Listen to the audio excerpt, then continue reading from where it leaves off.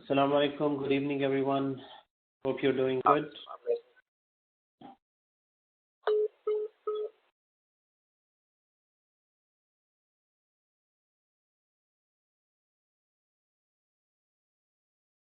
I'll just wait for 2 more minutes and we'll start shortly. Hello, Adnan bhai, how are you?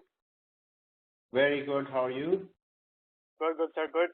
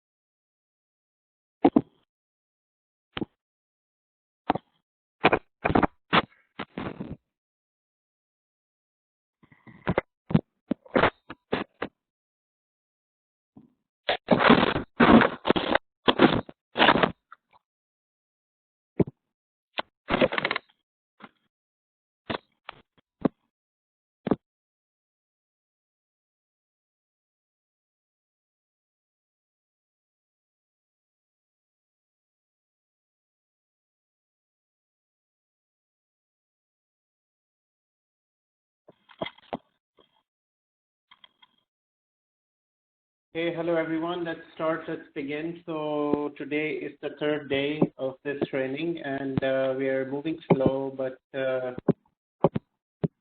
we are moving in the right direction. So yesterday, so quick recap from yesterday. So I would request everyone to put yourself on mute so that we can avoid some background noise. So today is the 3rd day. Otherwise, I can put few people on mute. Okay, just a second here. Okay. So, quick recap from last lecture. So, yesterday was day 2. In the day 2, we went through the history of operating system. This is a quick review for everyone. And I'm going to take a few minutes here. So if you have any questions, any doubts, anything, just let me know. You can type your question query in the chat window, your suggestion in the chat window as well. So day 2, we talked about computers, client computers and servers and client versions, different client versions. Latest version is Windows 10 at the moment. This is what is being used, and latest version of server is 2019. 2019 is out there, but the most used version at the moment is 2016, server 2016. And then we talked about life cycle. There is 3 to 4 years life cycle between each major operating system. So if you feel like anyone has any questions, you can type your question in the chat window. If there is voice distortion, you can let me know. If you feel like lagging in presentation, so it's better to open the presentation on a computer, this presentation on a computer, and then you can dial from your phone using your local number and use the meeting ID. So that is the best combination to attend the training. So here, we also talked about 3 to 4 years life cycle between any major version of Windows. Then once the operating system is released, Microsoft starts releasing security patches, and we talked about in detail what is a security patch. and then collection of security patches is known as service pack. So we talked about service pack as well. And service packs, once there are few service packs at the end of the year, or maybe sometimes during the year, during the first year, they release a few service packs, and then after service packs, in 2 years of time, they release R2 version. So there is an R2 version of 2008, there is an R2 version of 2012, there is an R2 version of 2016.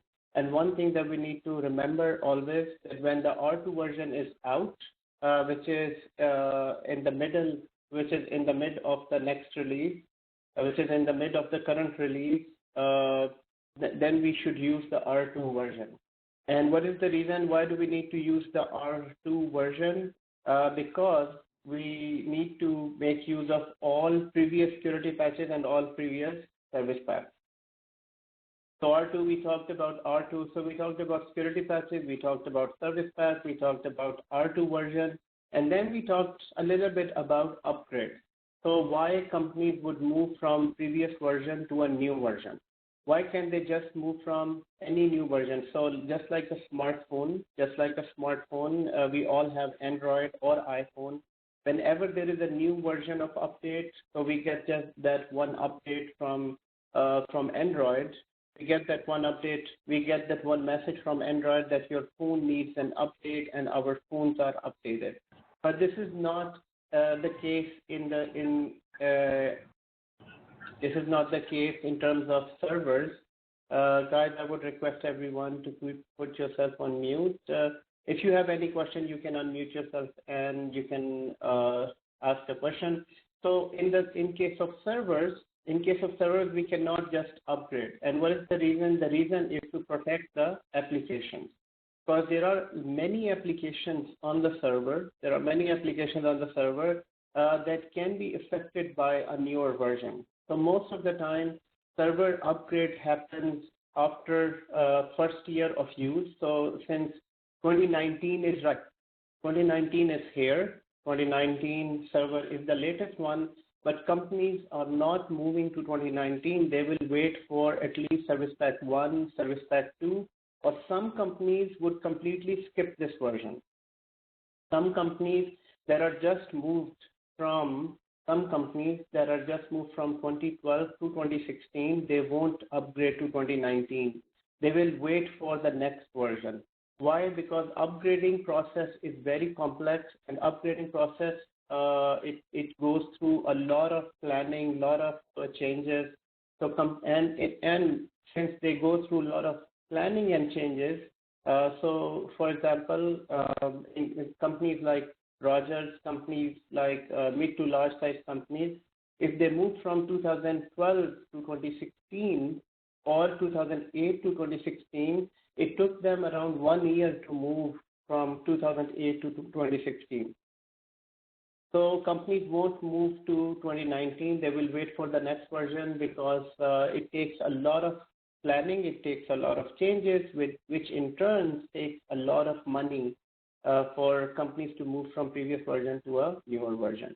But the good thing is that if you are an expert on any version of this, if you're an expert of 2008, if you're an expert of 2012, if you're an expert of 2016, basically there are not many changes between these operating systems. This is exactly like that if you are using Android phone for the last 1 year or maybe last 2 years, there are not too many changes. The applications are still there. App Store is the same, where you can download the application, you can install the application, you can uninstall the application, and the settings page is exactly the same. So all it takes to become an expert of any one version. So in our case, we will be installing, we have already installed 2008, and today we will be installing 2008 and 2012. And we'll try to become an expert in the next 3 hours, in the next 3 to 4 hours, where we need to actually touch each and every part of 2008 and 2012 so that we can become very comfortable that every day if I ask you to install Server 2012, it will be like ABC for everyone. Okay. So we talked about upgrades yesterday, and at the end of this training, we have a full-fledged project in which you will be asked to create 2008 servers, Active Directory that need to upgrade to 2012, that needs to be upgraded to 2016. That will give you an exposure to a real-world scenario where companies are moving from older version to a newer version. But for now, since it is the beginning, I want you to remember that upgrade process is not as simple as it seems on a cell phone, because we need to protect the application. We also talked about OS. We also talked about physical server and a virtual server, which is here. But before that, we talked about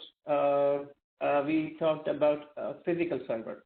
So physical server, yesterday we talked about DL380. So you need to have a look at it since it is an online training. We need to get a feel of it. So servers being physical or virtual, there is no difference between physical or virtual server as far as we are working as a system admin. As a system admin, we are mostly responsible for the operating system. You're responsible for 2008, you're responsible for 2012, 2016, but at the same time, we need to understand what is a physical server. Physical server is nothing physical server is just a simple computer with more resources. So here, if I can share it with you, the same link that we opened last time, and I want you to remember actually, okay.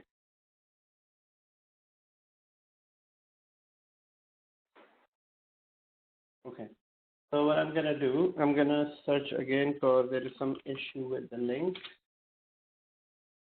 So all I need to do is HPDL380. So you need to actually remember this, and actually while this is here, servers have different versions too. So we don't need to.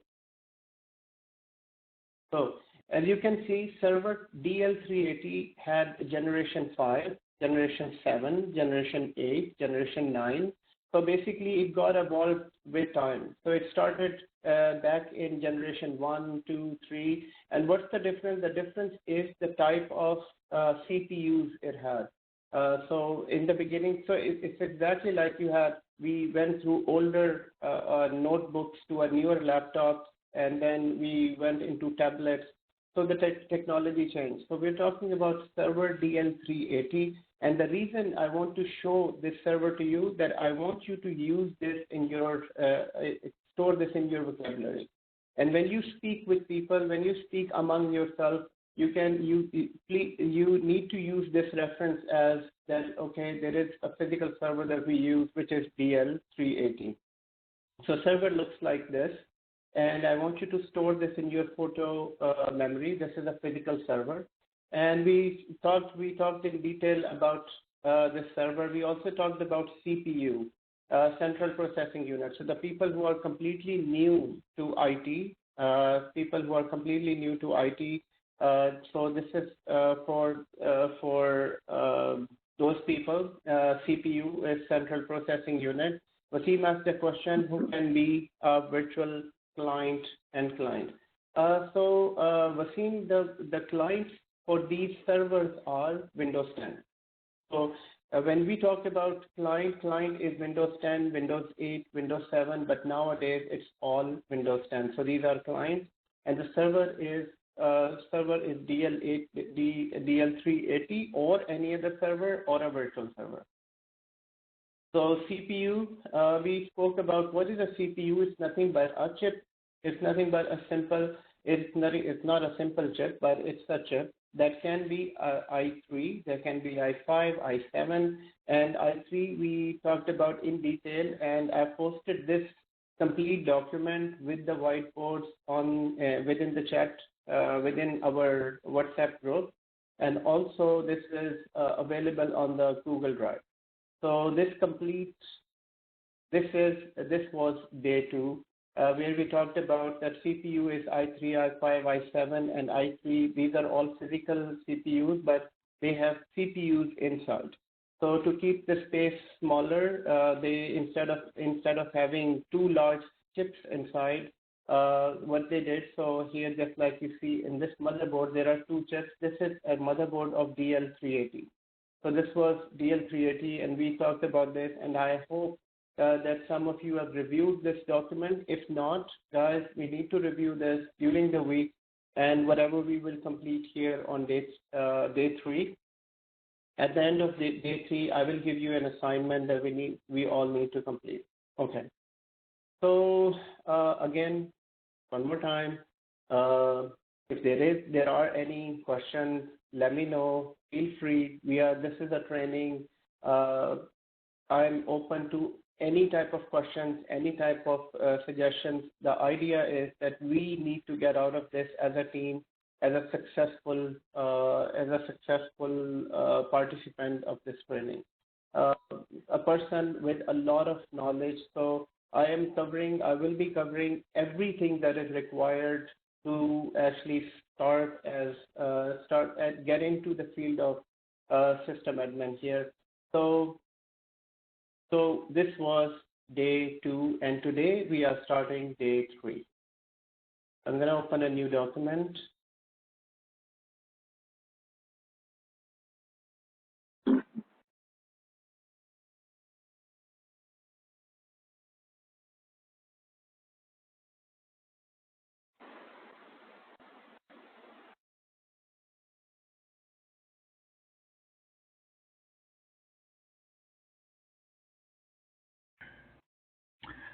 This is Vaseem. I have a question. Yes, please go ahead. Can you clarify, let's see if I'm sitting in location A and the virtual server is in location B, okay? Right. So, and you mentioned that there is a virtual server and virtual client, right? Or the client machine, right? Right. When you say client machine, it means the end user machine? Yes, it means the end user machine. It means a person connecting from a laptop from any location to a server. To server, right? So the person who is sitting in location B is basically using the physical machine, right? Which is his workstation. Exactly. Right? And yes, go ahead. And then the virtual server is sitting in somewhere in the head office or the data center or somewhere else, right? Or network. Yes. Wherever, Yes. right? So what is the client machine? Virtual client machine. Okay. So let me explain that. It's a good question. Adnan, let me finish, because we are talking about server, which is fine. Server is the station or the central unit where everyone go and get the access, right? Get the data or fetch the data. That's fine. So between the virtual server or the physical server, there is something which confusing me, is the client machine, right? Virtual client. What is that virtual client? Okay, so you have a clear understanding of client and a server, or your confusion is what is a virtual client and a difference between I have a confusion between the client machine and the end user machine. As you said, the end user machine is the physical laptop or its workstation, wherever it is. Exactly. So what is this client then in between the server and the end user? Okay. So when we talk about client, Vaseem, it's the same thing. There is no difference between. So when I refer to a client machine is can be any machine that is connecting to a server. So it can be a Windows 7, it can be a laptop, it can be a desktop. It's the machine that is connecting to the server to access the services. Okay? So let me try to explain this as an example. So eBay.com is a website. So when we access this, and now I'm giving a definition of what is end user. Okay, so end user is, let's say I'm sitting at home and I'm using a notebook or my laptop, or I can use a desktop at home. When I use these both computers to access eBay, I will go through the internet. So from my home, I connect to internet. From internet, it connects to the eBay server. So in this simple scenario, these both machines will be referred to as a client machine or end user. I'm the end user that I'm using it, and I'm connecting to this server. So this is a very simple example. Now, this user can, so in my case, I'm sitting at home, but let's say I'm sitting in the office.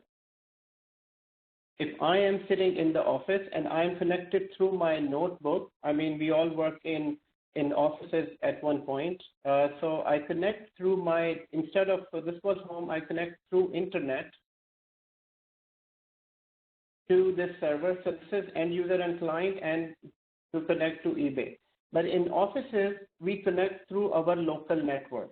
So I, as a user, connect to my local network, and from the local network, I connect to all the servers. And the example is call center. So in a call center, when we connect to users, so we need to connect to, so you're sitting in the office anywhere within the building. I mean, it can be a 8 floors building, maybe 1 floor building. You're connecting through here and connect to your local network and connect to the server. So in this case, this user is an end user using a client machine. So whenever we refer to a client machine, it's a person who is using the services to connect to the server.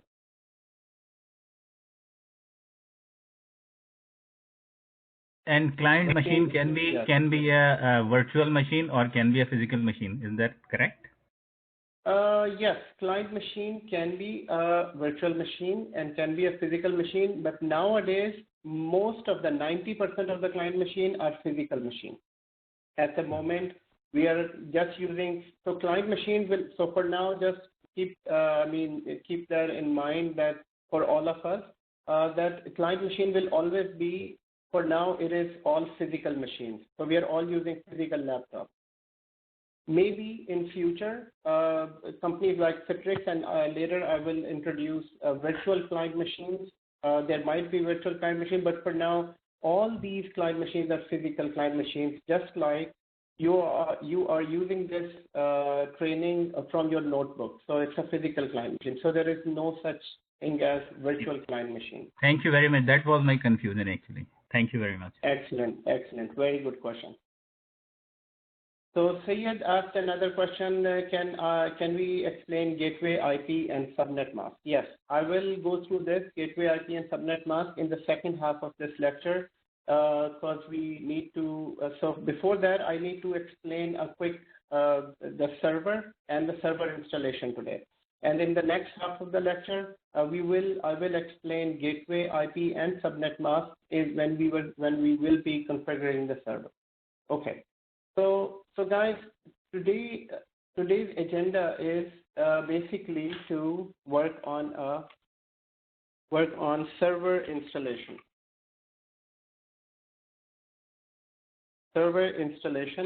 And we will be installing Server 2008 first. Now, when we install a server, we need to keep that in mind, that whenever we install something, we need a few things. So for an example, what do we need? I know that this information might be very basic for few of you, but I have to go through this. I have to go through this for the advantage, for the requirement, actually for this training's requirement, that everyone needs to be on the same page. So what do we need when we install? What do we need what do we need to install a smartphone? I want you all to think and provide me steps. That what do we need? What do you think? What are the things required to install a smartphone, a new smartphone?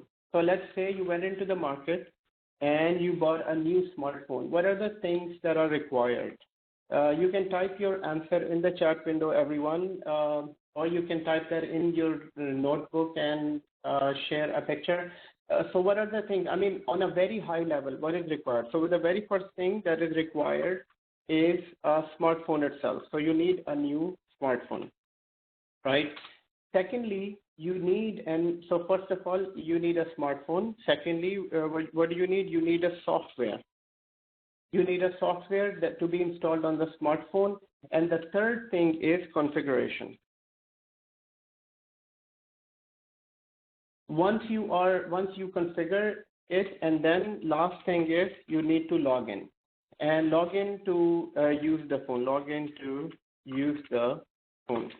So this is, I mean, every one of us has went through this. Every one of us has went through this. This is not something new. Yes, Alamgir is saying you need money. That's for sure.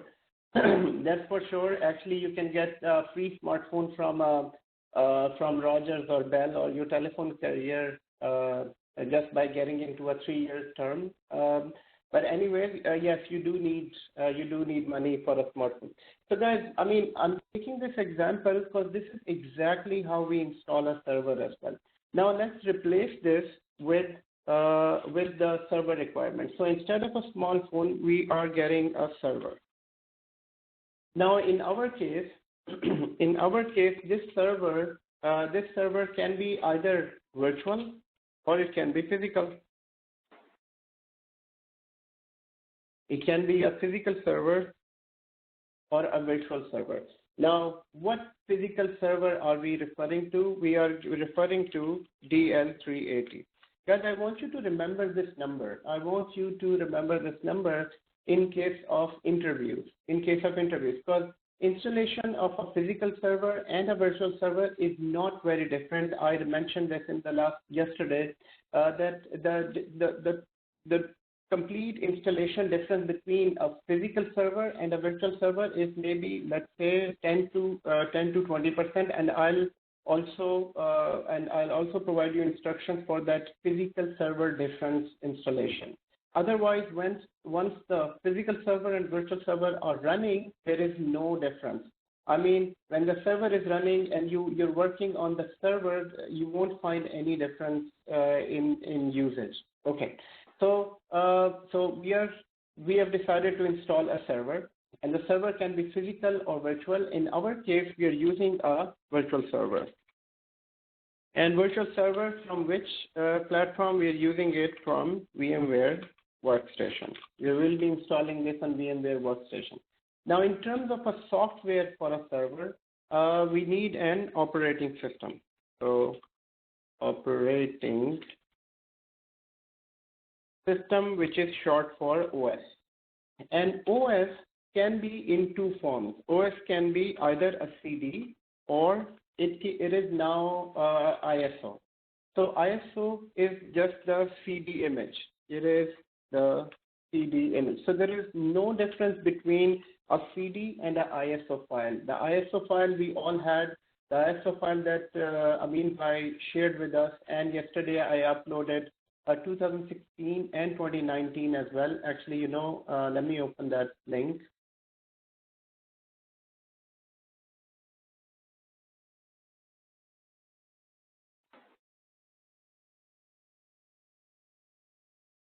So this is the link.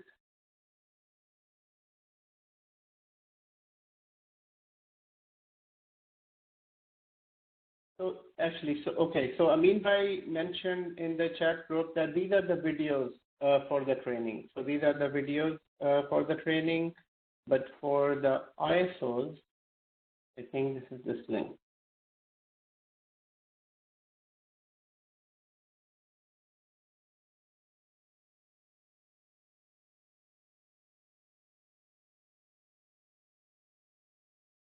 So this is why it is said ISO. Now, what are we referring to here? Actually, we are referring to the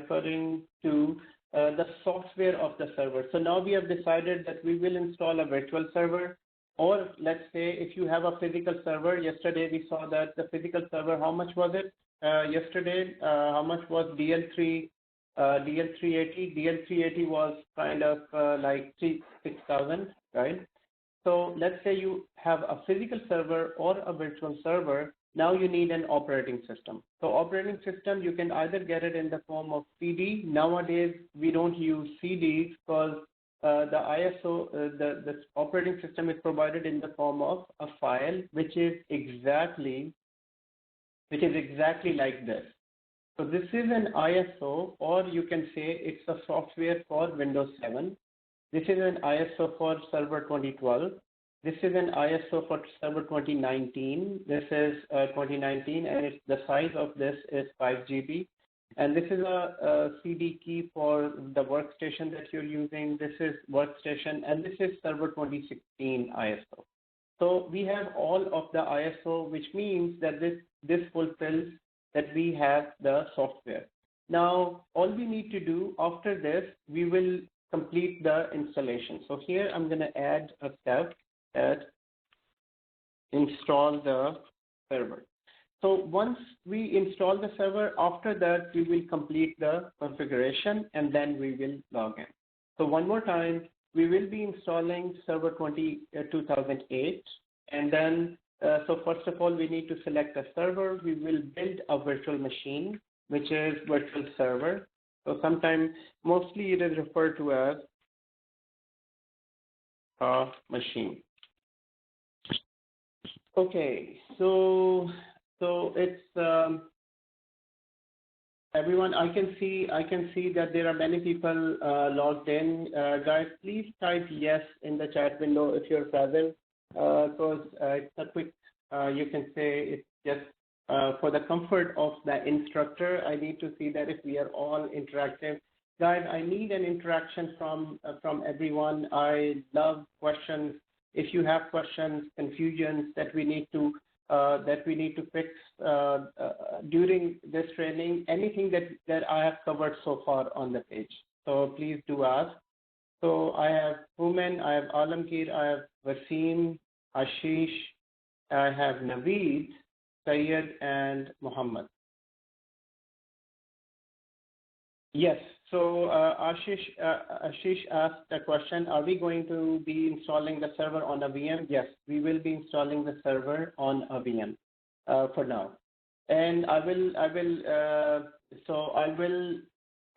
share with you the differences between installing a physical server or a virtual server. So for now, what we will be doing, we will be creating a virtual machine, and then we will be using the ISO for 2008, and once that is done, then we will the installation will start. Now there are steps to the installation. What are the steps to the installation? So what we need to do, open. If anyone has any questions, let me know. I have a question. VMware. Yes, go ahead. Let's say we are installing iOS on DL380.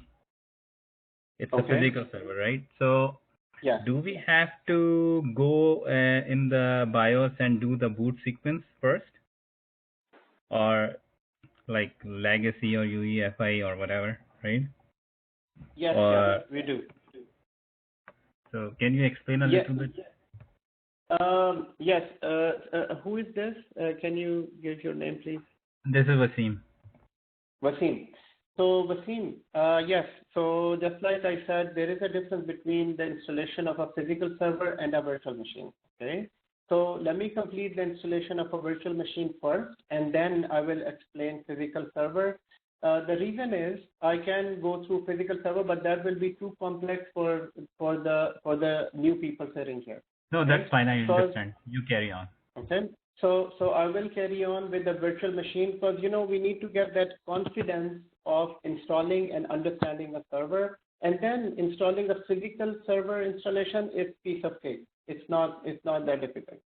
Because remember that I mentioned yesterday, that when we install a physical server, we need to do some stuff before the server installation, using the server CD, boot sequence, and this and that. But rest of the installation is same. So for now, I will install a virtual server. We will get a full confidence on understanding installing a virtual server, and then we can talk about the physical server as well.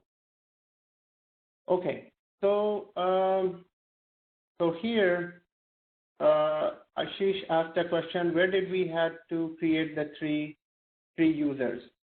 Yes, Ashish, three users will be part of the configuration here. So once we log in, so three users will be, so this is why I divided this installation into all these steps so that we can install so we can understand each and every step here. So for now, we're not talking about users. We will be later on for sure. And going back to our basic steps here, so we will be creating a virtual machine, number one. We will be using the ISO for 2008, and then we will start installation of server.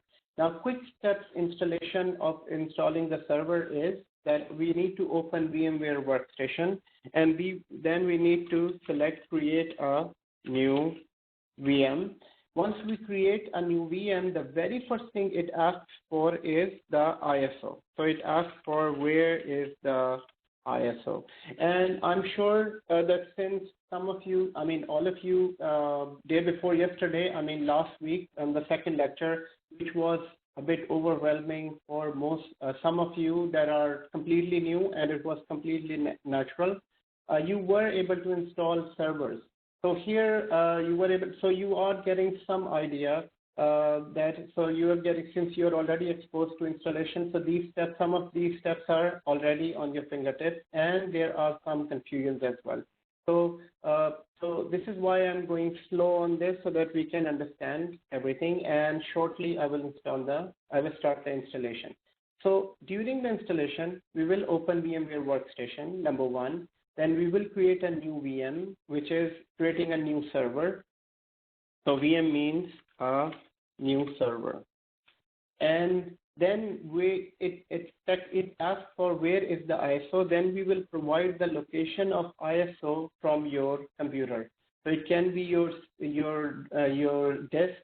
It can be your desk, or it can be on your desktop. So in our case, we will select Server 2008. Now, please let me know in the chat window how many of you have already downloaded Server 2008 in your computers. And if you don't have Server 2008, let me know. Now, so in the meantime, I want you to have a remote software on your machine as well, so that at any point in time, if I need to log into your machine and start the download or fix something, so that will be easy for me. And for the remote tool, what tool are you using? What software are you using as a remote tool, everyone? So normally we use TeamViewer, or if you're using any other software, let me know so that. So AeroAdmin. TeamViewer, the problem with TeamViewer is that TeamViewer requires a license. So, I mean, if I try to connect to 2 or 3 TeamViewer at the same time, it will ask me for a license version and on both sides, and that is kind of expensive. So we will try AnyDesk. Yes, we can do AnyDesk, or we can try AeroAdmin as well. So AnyDesk or AeroAdmin, any one of them. So okay. So who has Server 2008? Mohammed has Server 2008. Naveed has Server 2008. Alamgir doesn't have Server 2008. Alamgir, what operating system you have on your machine? What did you download it?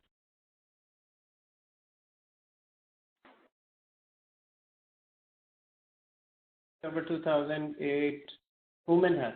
So from this link, and I will share this link again, you can download 2008. Guys, why I am saying 2008 and 2008, since we need to learn Server 2016, no problem. Guys, just bear with me here. I mean, if we can become an expert of 2008, 2012, 2016 will be really easy for us, and we will be gaining the historical operating system configuration as well. Some of the companies, although 2008 is completely dead at the moment, Microsoft stopped the support for 2008. 2008, Microsoft is not supporting, but some companies are still having 2008. So that is why we started with 2008. Today we will be working on 2008, and from the next lecture and today at the end we will be installing Server 2012, and from the next lecture and so on we will be working on Server 2012. And then 2 lectures on Server 2012, then we will work on Server 2016. So this will give you a very good idea, excellent idea of all these different operating systems. So Alamgir, I want you to go onto this link and then download Server 2008. This is Server 2008 on the screen. All you need to do is right-click on this. We need to right-click on this, yes, and download. So there is a link right at the bottom where you can download right here. So you can download Server 2008. Once it is downloaded, just let me know in the chat window. In the meantime, we will start with, we will start following the instructions here. So we will create, so I will do this. So first of all, everyone open VMware Workstation. So I will go open VMware Workstation. So VMware Workstation is right here. Actually, for me, it's already open here, but let me open it again for you.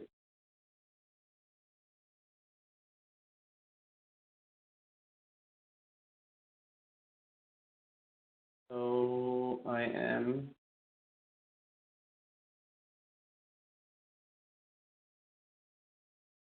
opening this. Once your VMware Workstation is open, let me know, everyone. And if you think you have enough knowledge to install Server 2008, just complete the installation of Server 2008 on your own, while everyone else keep looking at the screen and let me know.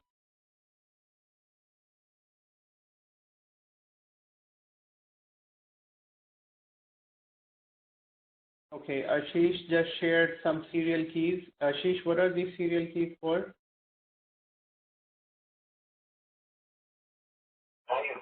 It's for the VMware 15. I couldn't install the 14 version because Windows updated some service packs, I guess. So I had to install 15. Okay, thank you.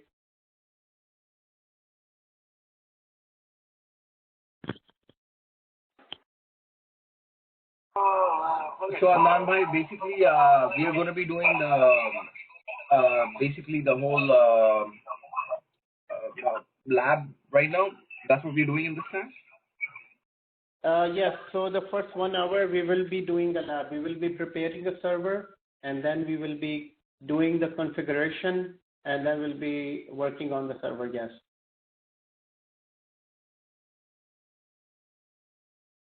Sounds good, thanks. You're welcome. Okay, so everyone, I have VMware Workstation here, and I will go to Home and then create a new virtual machine. So, so how many of you have 2 screens with you at the moment? Or most of you, if you have 1 screen, just type that in the chat window. And if you have 2 screens, just type 2 screens. Because if you have 1 screen, it will be a bit difficult for you to follow this and follow these instructions.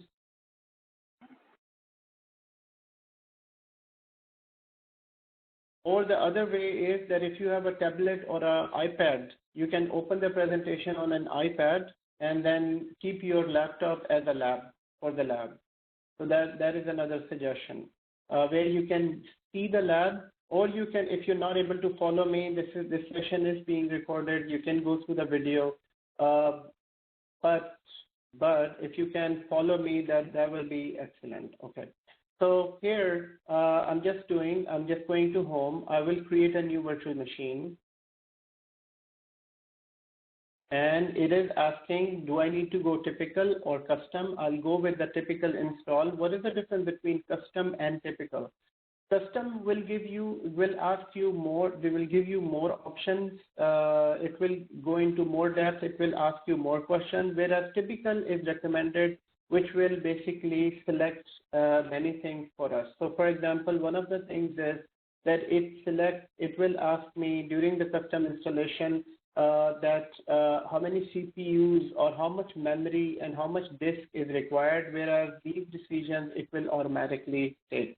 So this is exactly like when you go into a computer store and you're buying a notebook, we mostly get the notebook off the shelf, because on the shelf you will find different configuration laptops. Instead of you providing them your configuration that, I need 10 GB of hard disk and then 2 CPUs and so on. So this will normally go with just typical installation. The very next thing is that next question that I've written here, that where is the ISO? So this is the ISO. So it's asking here that where is the ISO disk? So install this image. So mostly we'll go into browse, and then we will browse the place where the ISO is sitting. So my ISOs are sitting in F drive in ISO section, which is right here. So this is my 2008 ISOs. I have different ISOs here as well. And with time, when you become an expert of server installation, you will be installing all these different ISOs as well. And these are different software. So here I have Server 2012 ISO. Here I have Windows 7 ISO. These are different VMware versions, previous versions. We are on version 15 now. So currently, I will select 2008 ISO. So once I select this ISO, then I will click Next. It is asking for a product key. I don't need to provide a product key. Why? Because this will be a trial or a evaluation. So we don't need to put a product key here. We just need to make sure that this is the Server 2008 installation. Here I can provide a name. So I've provided my initials here, which is first name, first letter of first name and last name. You don't need to provide password. The only thing you need to do is provide a full name. Next. And here we need to provide a proper name for this. So I am going to provide this as NetPlus, and it will be Server 01. So for now, I'm providing this NetPlus Server 01. We will provide the later more proper names, but for now we're just going with NetPlus 01. So how many things did I do? So to start with, I just selected typical install, and then I provided the ISO, just like a smartphone. Think of a smartphone in your hand and you're completing the installation. The difference is smartphone automatically comes with an operating system. Here we need to provide an operating system. So, and the next, I can provide a product key in production, but here no need for a product key because we are using evaluation version. Evaluation is good for 90 days. For 90 days, this server is good. After that, it won't stop working, but it will sometimes it will provide you a note on the desktop that please provide the CD key or the serial number. Otherwise, server will be working fine. So here I provided the name. Here it is asking for the disk capacity. How much disk do I need on this? I will go with the recommended size. No need to change this size. This is required for large server. Let's say the server that you're installing will be used for a large company. So here then you will provide a bigger size of a disk. Let's say it can go up. You can have 100 GB of a disk. 100 GB of a disk.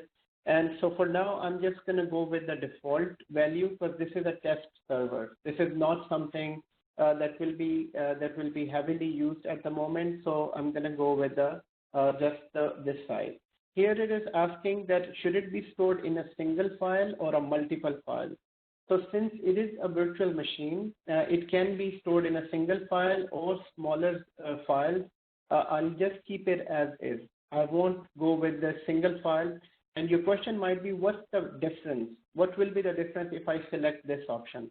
So guys, basically for us as a server user, there is no difference. There is no difference. It's just that how is it stored how is it stored in the background? I mean, it's exactly like you have a suitcase, and in a suitcase, how do you keep your clothes and everything? Should they be just put in one as scattered within the suitcase, or you want to keep them in different compartments within that suitcase? So basically, this is all happening in the background. But again, you might be interested in knowing that why then this option? Why is there an option for store this virtual disk or the disk of the server as a single file or multiple files? Guys, this option was used long time back when we had to move this server from one place to another. So if it is smaller multiple files, it was easier to move to server from one place to another. But since now there is no restriction on disks are cheap, internet is cheaper. You can even have it stored as one single file or a multiple file, doesn't matter. I have a question. Yes, please go ahead. You can answer the Naveed question first, and then I'll ask. Yes. So Naveed is saying this space is for server system files, or is it for the user data?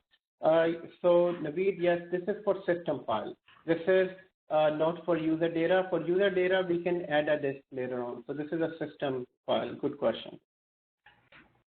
Okay, so can I ask a question? Yes, please. This is Wasim again. So specific disk capacity, right?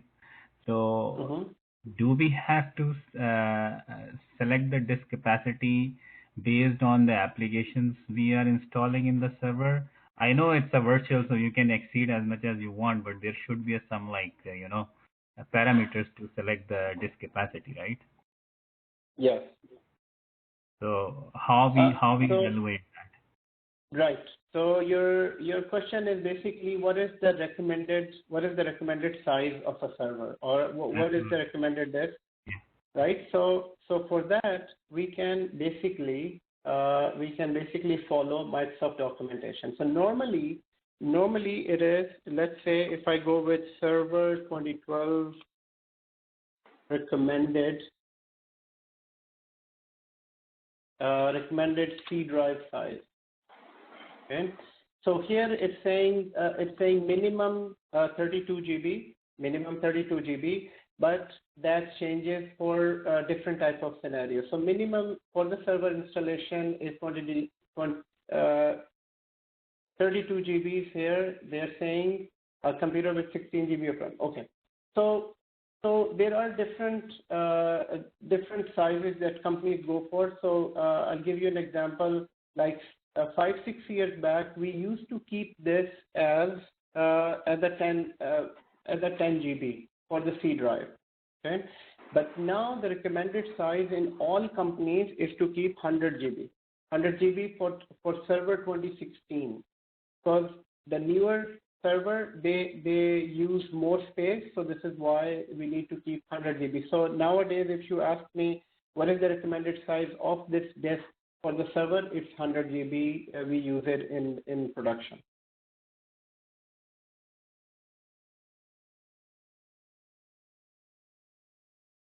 Okay.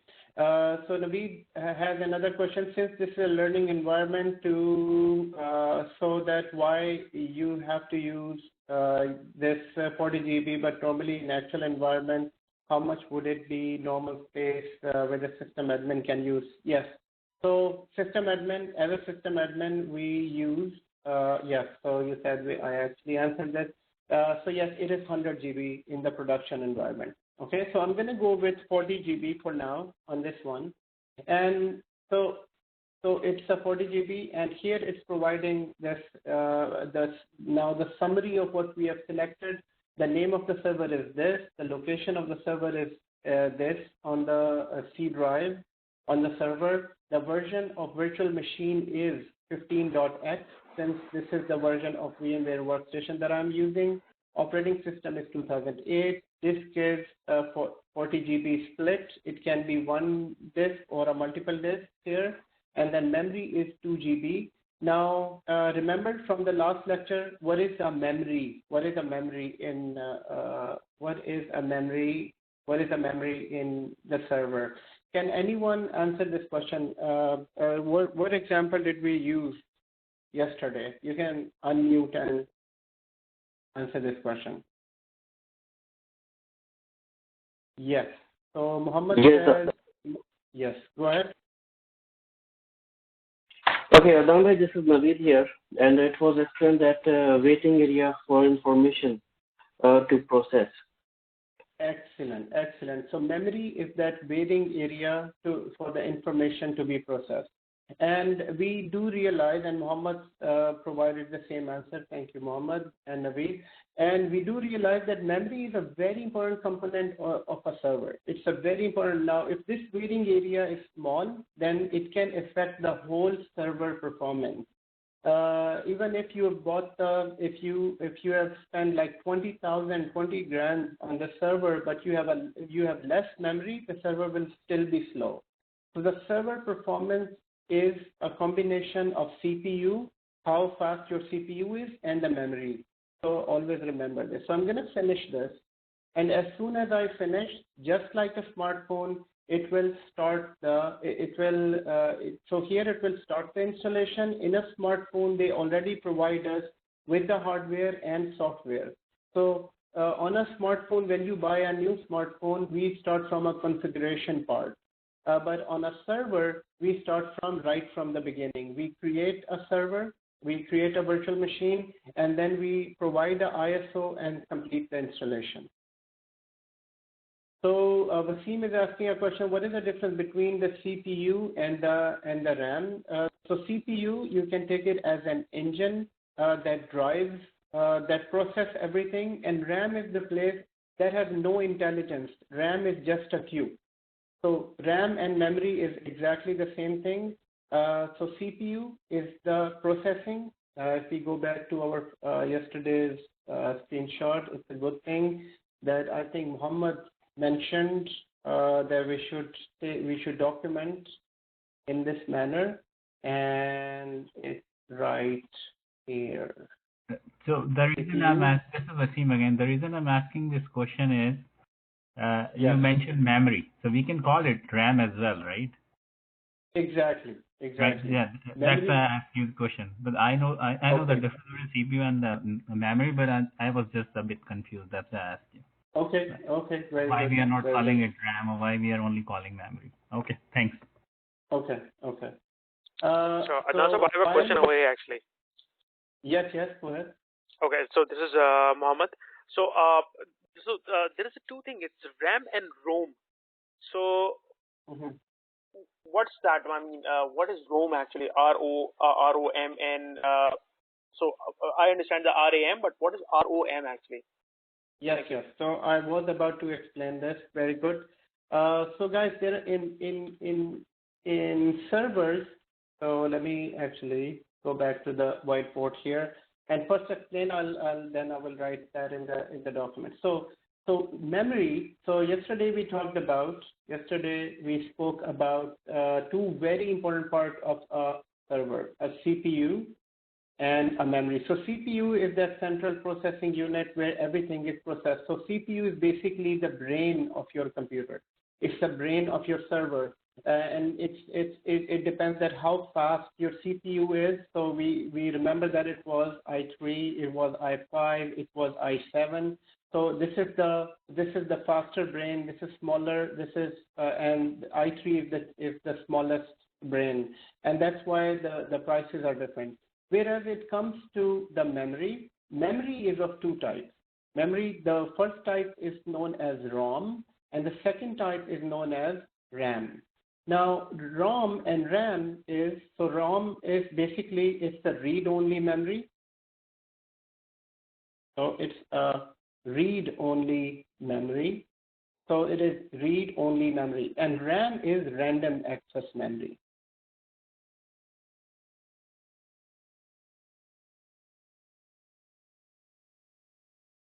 So what is the difference? So ROM is basically that memory with which our computers start. So ROM is a smaller memory. It's a very small part. It's a smaller memory. It's a smaller chip that sits in a server in which the initial information is stored. So initial server start information is stored. So it is so since it is a read-only memory, we don't change it.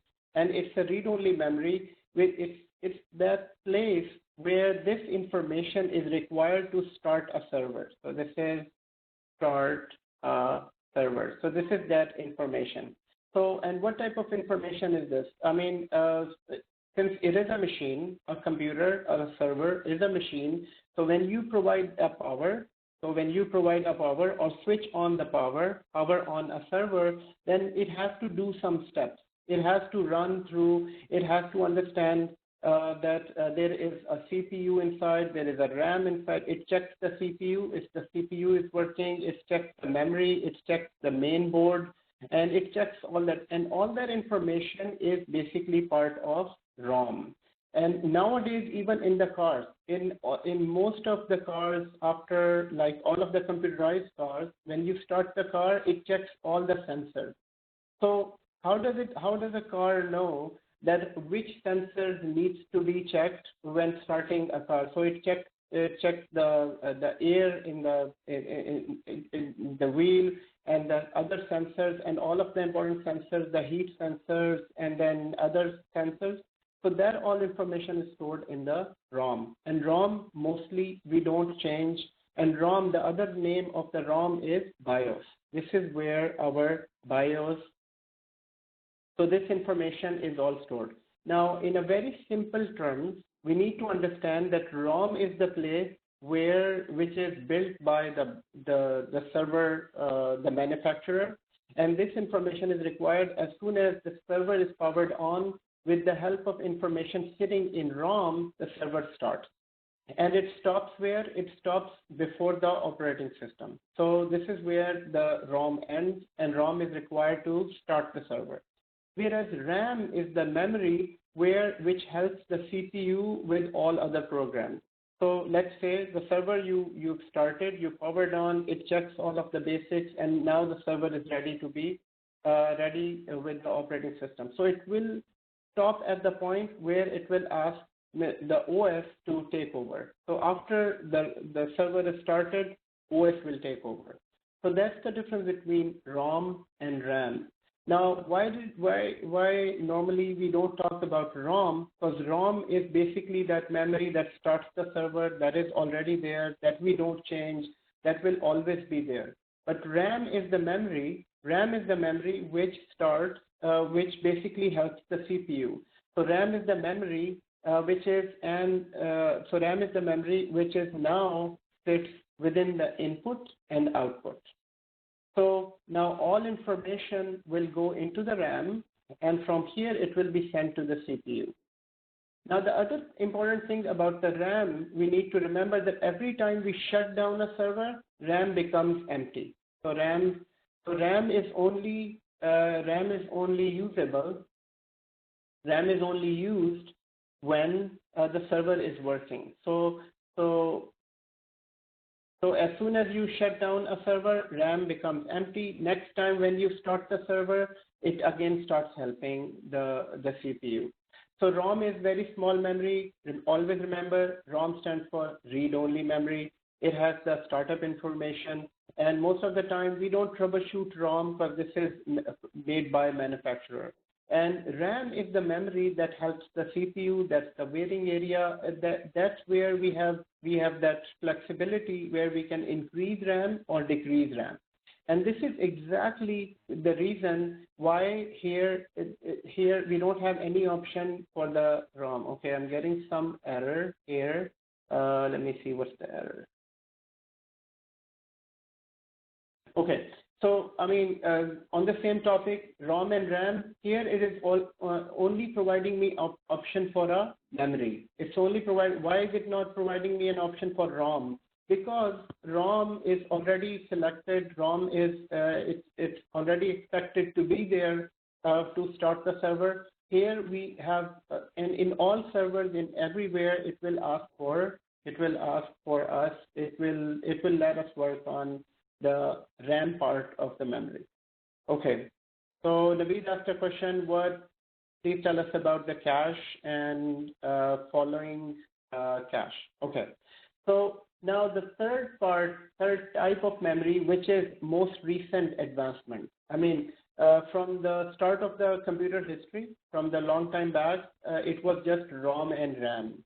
So ROM and RAM, we used to have ROM, and ROM is already made. We don't have any control on this. It is already provided. So it's like part of the hardware. So ROM is part of the hardware. Whereas RAM, we can adjust, we can increase RAM, we can decrease RAM, and we all understand it's the waiting area. Now, in the recent year, what they did with more powerful CPUs, they also provided a cached memory with CPU as well. So in order to make it more faster, so RAM is also here as a waiting area. So this will be considered as just memory, and cache memory is sitting inside the CPU. So this is for the most immediate instructions that CPU is repeating again and again and again. So everything that is repeated in the CPU, instead of CPU waiting for the RAM to send that information, it stores it in the cache memory. So this is why it is known as a cache memory. Cache memory is again a temporary memory which CPU uses immediately. So now you see we have three types of memory. We have ROM that we don't control, that starts the server. We have RAM that basically is a waiting room for all other applications. So here all other application queues, and they go to the CPU, and then CPU decides that which things needs to be kept in the cache. So the bigger the cache memory of a CPU, the faster it will be. So this is why it is kept in the cache. So cache is the memory that is part of the CPU. So now you can think that how fast this memory can be, as it is part of the brain. So this is what is known as the three different type of memories. Okay, I'm gonna go here and troubleshoot what's wrong with this. So I'm going to start this one more time and see that why. And sometimes, it just crashes.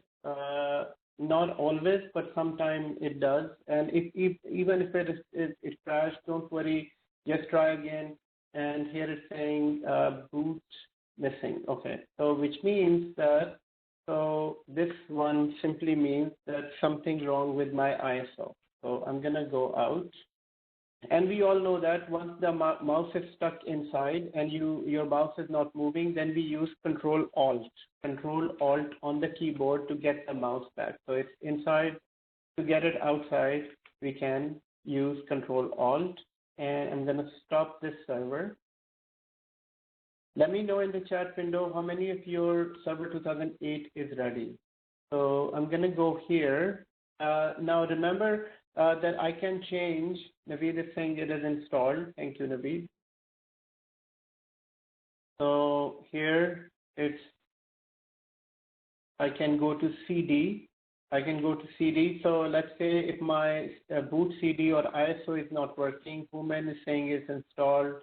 Muhammad is saying you are not able to install. Any specific reason, Muhammad, why is it not installing? So Ashish is saying whole lab is running. Very good.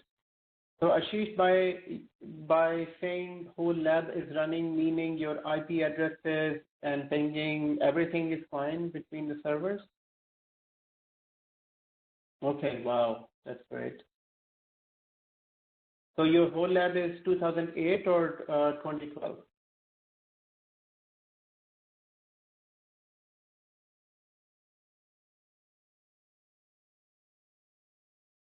And I installed the whole thing. Just had a quick question. I don't know if you saw the question earlier. At the end of the lab, it mentions to install 3 users. So I was wondering in which operating system was that? Was it in 2008? Yes, that was 2008. Okay, that was 2000. Yeah. Perfect. Okay. Thanks. Alamgir asking some okay, it's asking for some update. Should I leave it? Yeah, if you can ignore it, you can, Alamgir, if you can ignore it, you can. Okay, I'm getting some issue with this thing. And so you see, guys, you will get some error messages. You will get some challenges while installing these servers. And fortunately or unfortunately, Microsoft has always been a kind of unstable operating system. 2016. By saying this, I'm not like saying bad things about Microsoft. Actually, I'm saying fortunately, Microsoft has been an unstable operating system. And why is it unstable operating system? And since it is unstable operating system, there is more job market. Period. Yes. So that's the thing. Wasim, what's your question? Wasim is saying, should I download Server 2008? Yes, Wasim, you can download Server 2008. And Naveed is asking a question: why do we uncheck IPv6? Naveed, we don't use IPv6 at the moment. We use IPv4 at the moment, and later we will be doing the configuration. During the configuration, I will give you more details. Why don't we use IPv6 here? Okay, and why is my VMware Workstation is not working? Okay. And Wasim, did you get the answer? Yes, you do need Server 2008 R2. Yeah. So I will try that again. So I'll leave that server, and I'm not working with this server. I'll create a new server now. So instead of troubleshooting this at the moment, since we are in class, I will try to install this.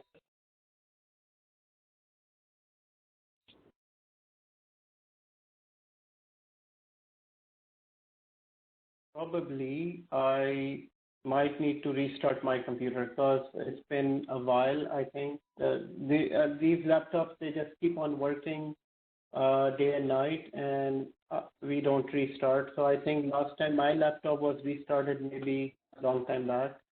I might have to restart my laptop. But let me check that if I can just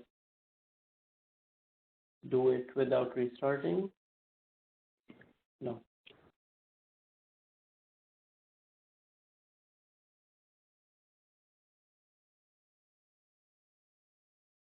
So I will go to Home. I will go to Create New Virtual Machine. It shouldn't be slow. So what is the tool that we use to check the server performance or computer? It's Task Manager. So I'm going to check my Task Manager. What is being a bottleneck? There shouldn't be a bottleneck on my laptop because my laptop has it's i7 and it has 24 GB of RAM. It has SSD. It shouldn't be slow. It has never been slow. So my CPU is sitting at 56%. Memory is less than 50%. Disk is 0% used. And so everything looks good. CPU is 50%.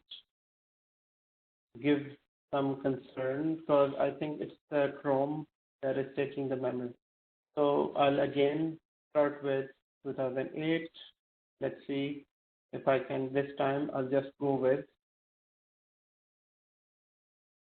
So the laptop that I'm using is Lenovo. It's a Lenovo machine, but I've customized this. So I added. So normally it never came with a SSD drive.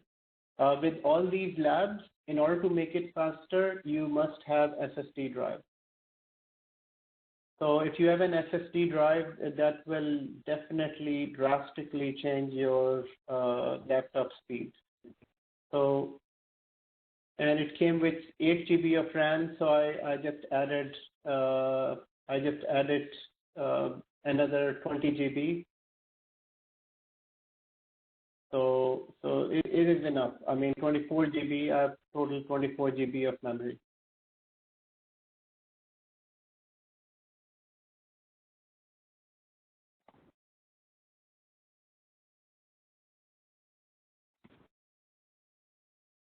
Naveed, it's a W series. So my laptop is W520. It's W series. W series is a workstation series. Okay. So guys, I think I have to restart my computer because this is giving me some issues. So it's not related to VMware. It's related to the memory usage. So maybe actually, since I'm connected through the phone, I won't be disconnected, but I'll restart my computer and I will save today's file.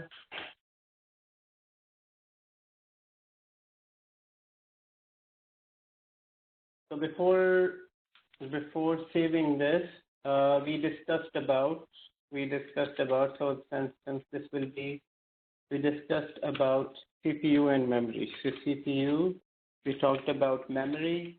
Memory is of three types, which is ROM, read only, RAM,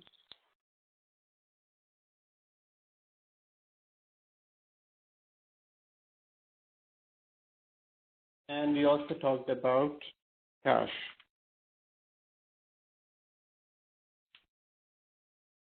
That is referred to as CPU cache.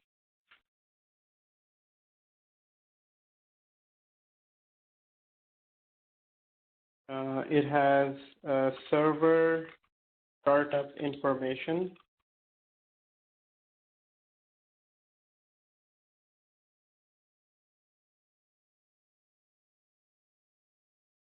and RAM memory is a waiting area for the information to be processed.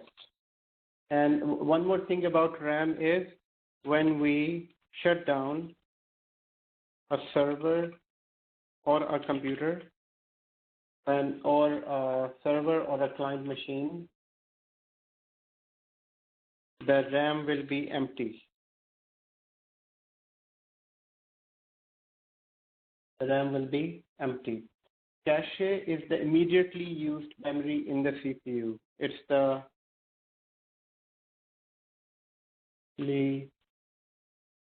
immediately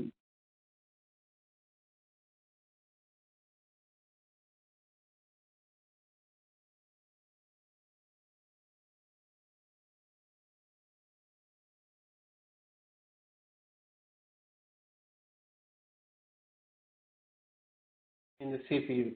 Okay, so save this on.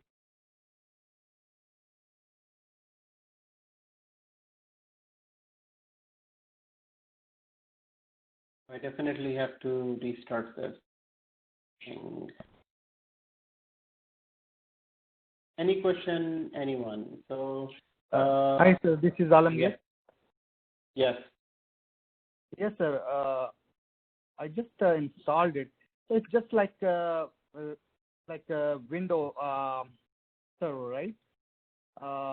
It gave me two options. One is administrator and one is user. So right. I logged in as an administrator.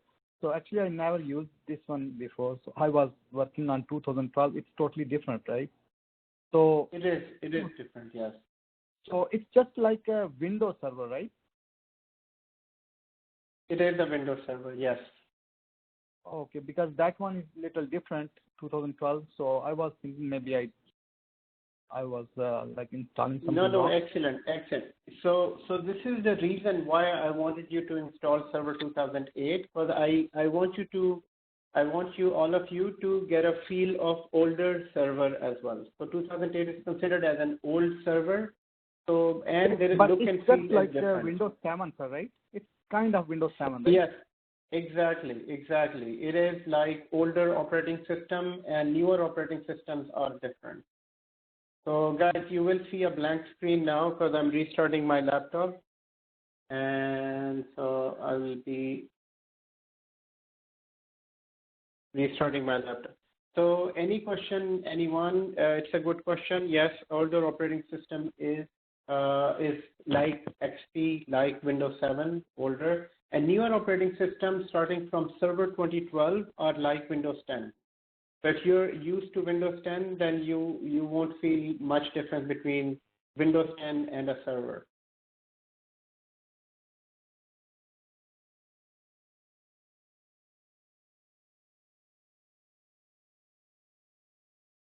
So what is the time now? Do we need to get a break, or it's 7:50? 7:50. Okay, guys, let's take a 10-minute break here while my machine is coming back. So I'll take advantage of this time as well. So we'll take a break and we'll start at 8 in 10 minutes. So wherever you are, it will be 10 minutes break. Okay. Okay, sir. It's in the mark time. Thanks. Thank you. Sure.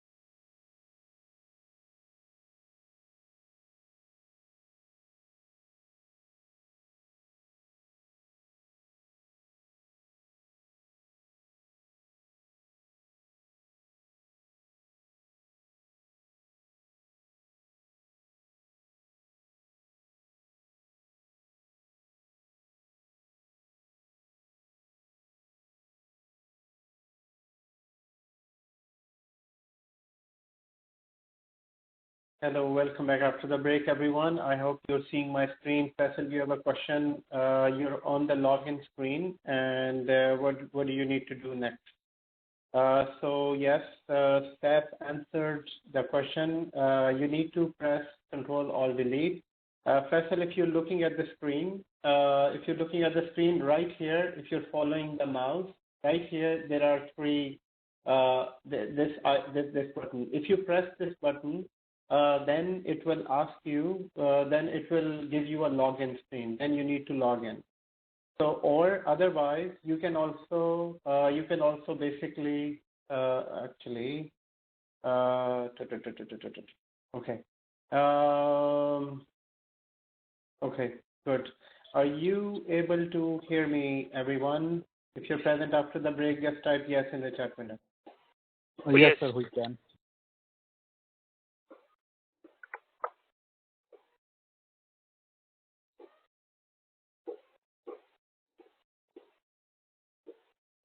Okay, good.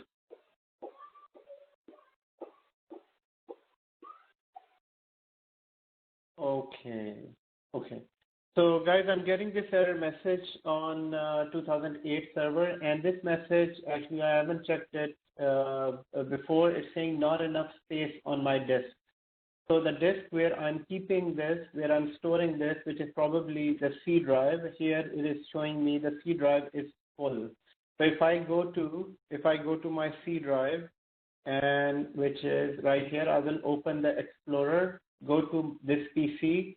Here it should show me, yes, C drive has 0 bytes. So because of C drive is 0 bytes, this is why I am getting this error and this VM is not being installed. So in order to fix this, I need to provide more space on C drive, which is this one. Okay, so for all of the new people, all of the new guys here who are using this for the first time, creating the VM for the first time, or in this training, we do get these error messages and we need to fix them. So here, if I would have read this properly, then I would have fixed it in the first place. But I mean, otherwise my computer was slow as well, so it was good that I restarted. So for now, what I'm going to do is I will cancel this installation and I will remove some servers from my machine. So I will select one of the servers here. Let's say I can see. Now, how do I know that if I delete something, it will be deleted from C drive? So see my mouse and see the tooltip message. So this message, that white message right under this, which is as soon as I go to the next one, it changes. It is in C drive. So this server is sitting in C drive, but it starts with the word C. And this is also sitting in C drive. This is also sitting in C drive. So I can delete all these because I'm not using them. So what I can do, I can go to manage and I can delete from the disk. If I delete this one, I will delete this one as well. So I have to click it once and then I will delete so that it can give me more space on C drive. So here I will delete these as well, because probably I created them in the past for some experiment, and these are all test machines. So this should give me some space. This should give me, and sometimes when you right click on something, it's all grayed out. I mean, you cannot go to manage. The reason is that it's not selected. So if I select something, once it is selected properly, then you can right click on this and delete. So here I can delete from this. So I have a question. Yes, go ahead. This is Alamgir. So now it's 32 GB. So yeah.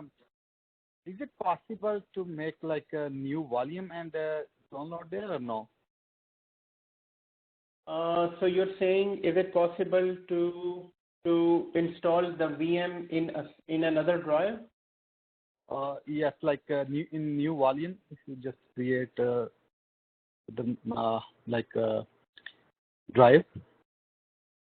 Yes, it is. It is.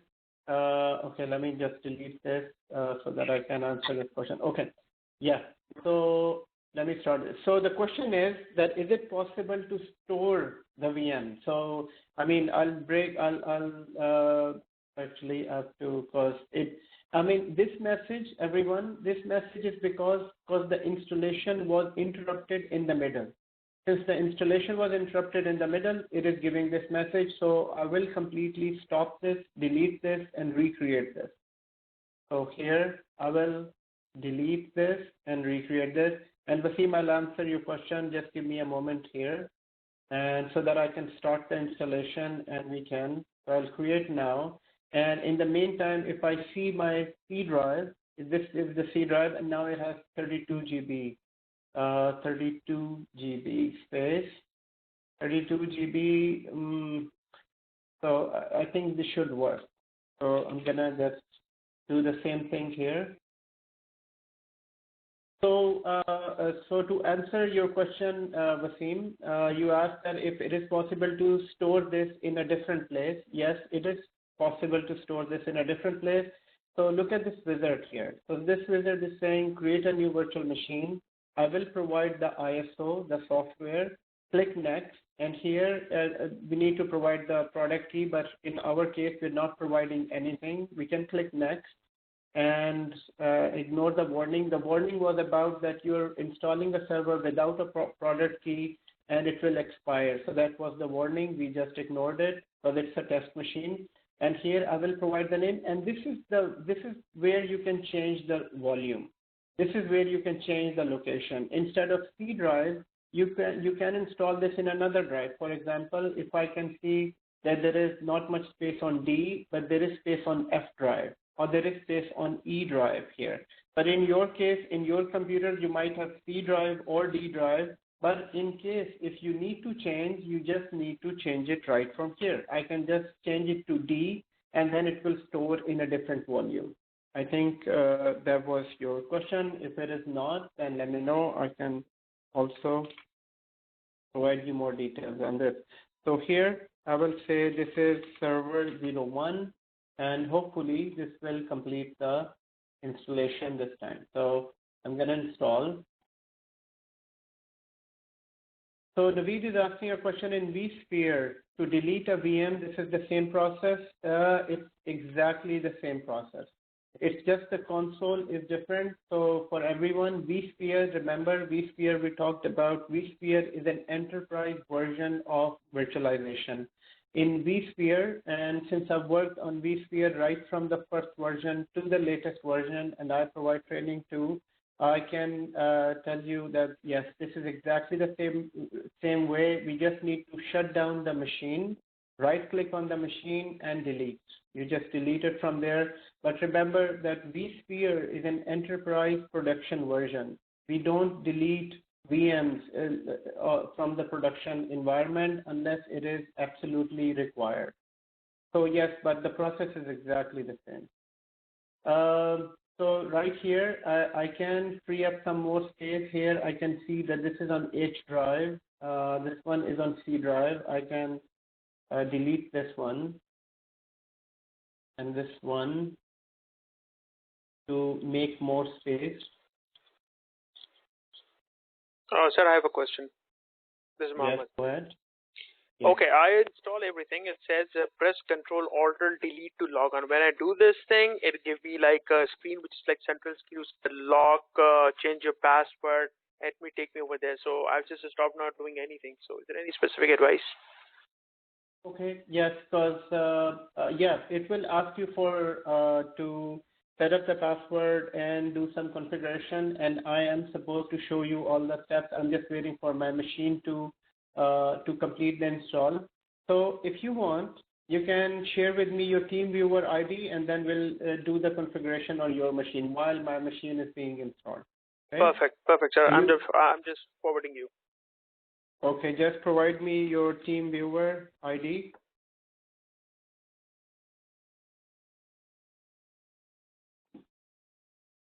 So for everyone else, what we are now doing after the install, the second part of this installation is configuration. And configuration is a very important part.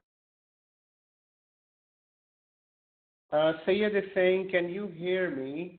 And I will reply, no, we are not able to hear you. Okay, Sayed, can you hear me?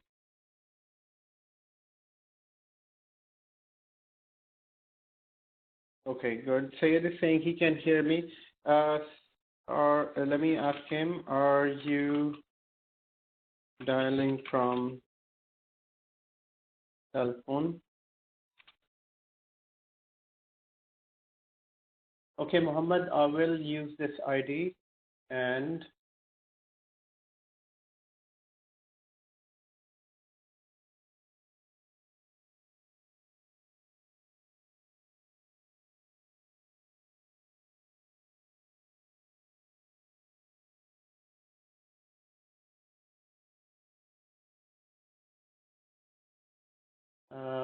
so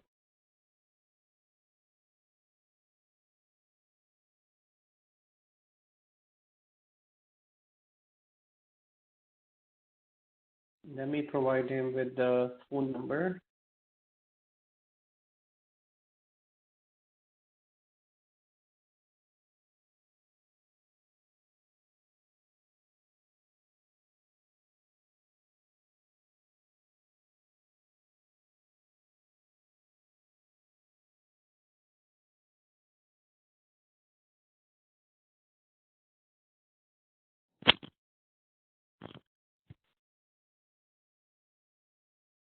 Okay, and the password is this. So I am connecting to Muhammad's machine here, and oh, Muhammad, you have to stop your mic. You have to mute your mic.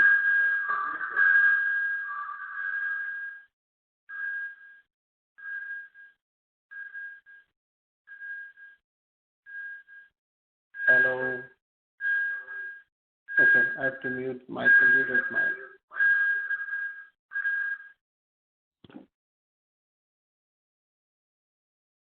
Okay, and I have to. Okay, so now this is your screen, Muhammad.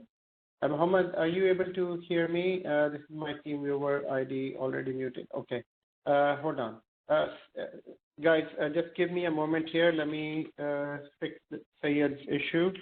And Sayed's issue is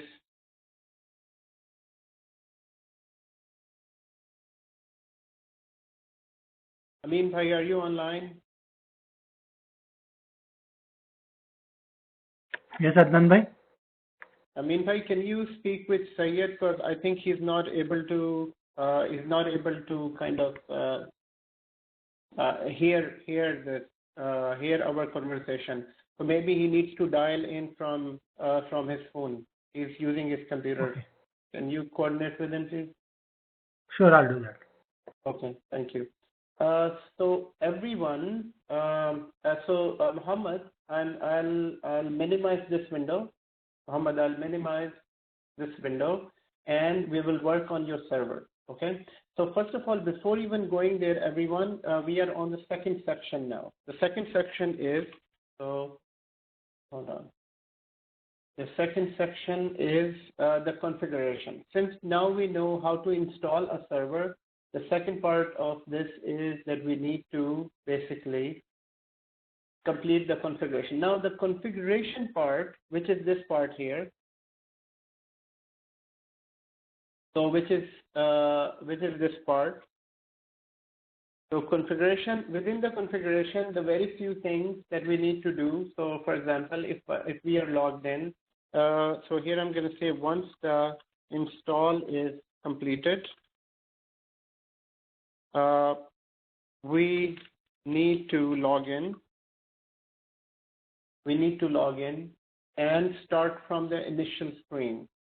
So we need to log in, and I'm going to go to Sayed's computer. Sayed, I'm using your computer now. So Sayed has VMware Workstation, and this is Server 2008. Sayed, Muhammad, I'm on your computer, and Sayed, I will check your computer in a moment. Sayed, are you able to hear me now? So in order to log in, what we need to do is click this three button icon, or within this screen here it says Control Alt Delete. So instead of Control Alt Delete on the server, you can do Control Alt Insert. So Control Alt Insert will also take you here.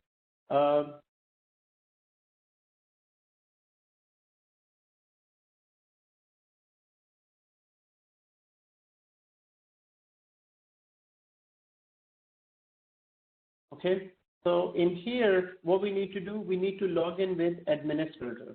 So here, I'm gonna write in the instruction, log in with administrator. Once we are logged in with administrator, it will ask us to set the password. So the very first thing, you need to set a password, and I will press OK, and here we can set a password. The password will be password 1. The password will be password 1, and here I'm gonna, guys, everyone, we need to use the same password. So here we can set the password as P capital password 1. This will be the password for all our servers, so not to get confused later on, because we'll be having more servers. So once the password is set, it will take us to the login screen, and the very first screen that it will take. So the very first thing it is asking to install the VMware tool.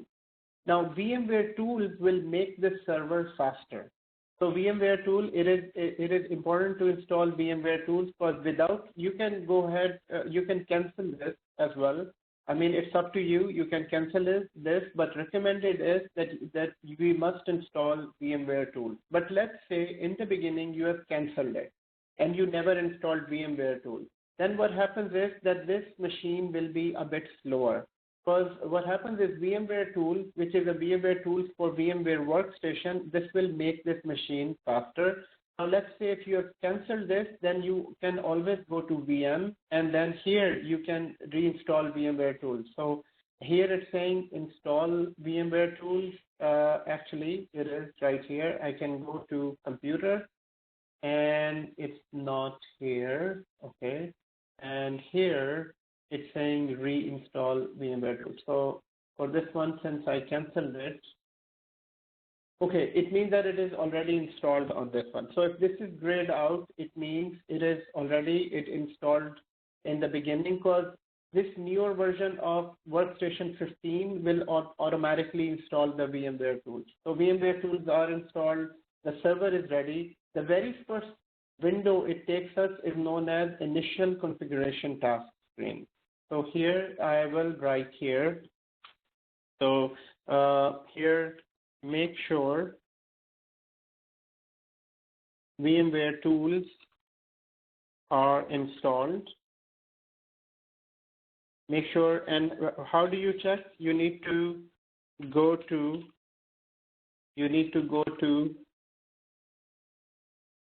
top menu and click VM. It should show reinstall VMware Tools. So this check, this point B is right here. So the point B is write this one, that I go here and see that this should be here. If it is not, then it will be like install VMware Tools, and I can show you in my computer, in my machine here. So in my machine, it is automatically installing the VMware Tools because it's a newer version. In previous version of VMware Workstation, we used to install it manually, but now they just made it part of this. And if I go here it's saying cancel VMware Tools installation. So in my screen, I will just start this. But on Muhammad's screen, our next stop is set up initial configuration task. So here I would say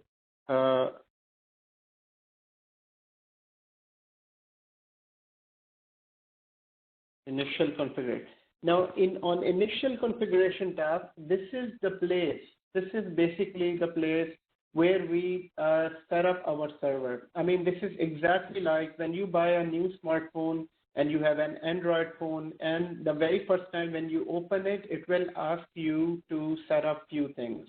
To set up your name, to set up your ID, your Google ID, so that it can work with the Play Store and so on. So this is initial. This is why it is known as initial configuration task. Now, in initial configuration task, we need to do a few things. The very first thing we need to do is to provide a proper name. Now, to all of the servers, once they are installed, it will provide a random name. So this is a random name that it has provided. So we need to provide it a proper name. So in order to do this, the very first thing is that actually this is, it needs to go through like this. That's why it says 1, 2, and 3. So the very first thing is saying to you, activate your Windows. In a production server, we do activate Windows. A window with a license. So since this is a test machine, we don't have a proper license, so we won't go with this. But this step is easy. I mean, on this step, all you need to do, you just select, provide the product key, and that's it. Okay? And so on this one, so we won't go with this. Secondly, Naveed said that naming is the best practice. Yes, naming is the best practice. And we will follow all the best practice, and I will share with you the best practice for all the servers. And from now on, within this training, we will follow the best practices to set up the server. So when I ask you to set up a server, you need to do these first initial steps to always to set up the server. Right? So activate, we won't use this because we don't have a product key. If we would have had the product key, that's the only difference. You go here, provide the product key, and click next. It will be registered with Microsoft that you bought this license. Secondly, set up the time zone. This is your time zone. So Muhammad, are you in a mountain time or you're in EST, Eastern Standard Time? So whatever your time zone is, you can go here and set up the time zone. Muhammad, are you listening?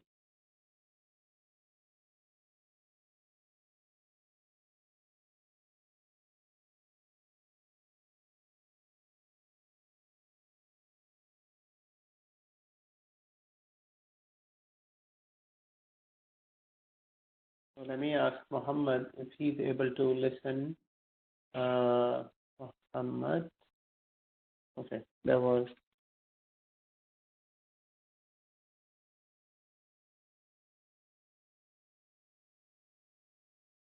So for now, I'll just keep it as is, mountain time. So this is a mountain time. You can set up your own time. And the next one is set up the IP address. So I'm not setting up the IP address. I will set up the IP address after setting up the name. So I will first go, and because I need to explain something about the IP address here, and I'll come back to this in a moment. And before, I will just set up the name. So within setting up the name, this is the step. All we need to do is to click here and then go to change. And within the change, I will change the name to a proper name. Now, proper name, basically naming convention is important in here. So here I'm going to say that in initial configuration task, I would say no need to activate as this is a test server. As this is a test server.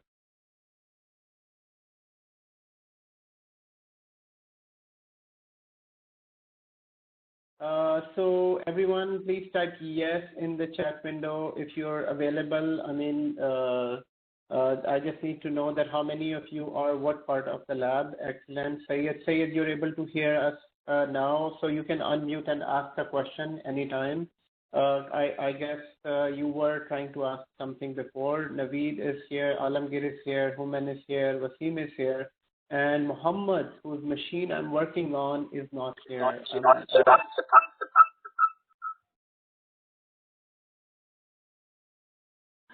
Who was that? Okay. I think he was Muhammad. Okay, Muhammad. Okay, Muhammad, you're here. Okay, so no need to activate this server as we are in the test server.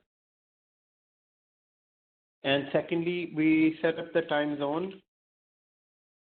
Third, the IP address, but we will provide a server name. I'll be placed into the conference. This call is being recorded. So we will provide a server name.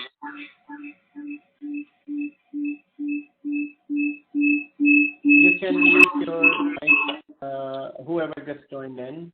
Yes. Okay. Thank you. So provide a server name, and so providing a server name, guys.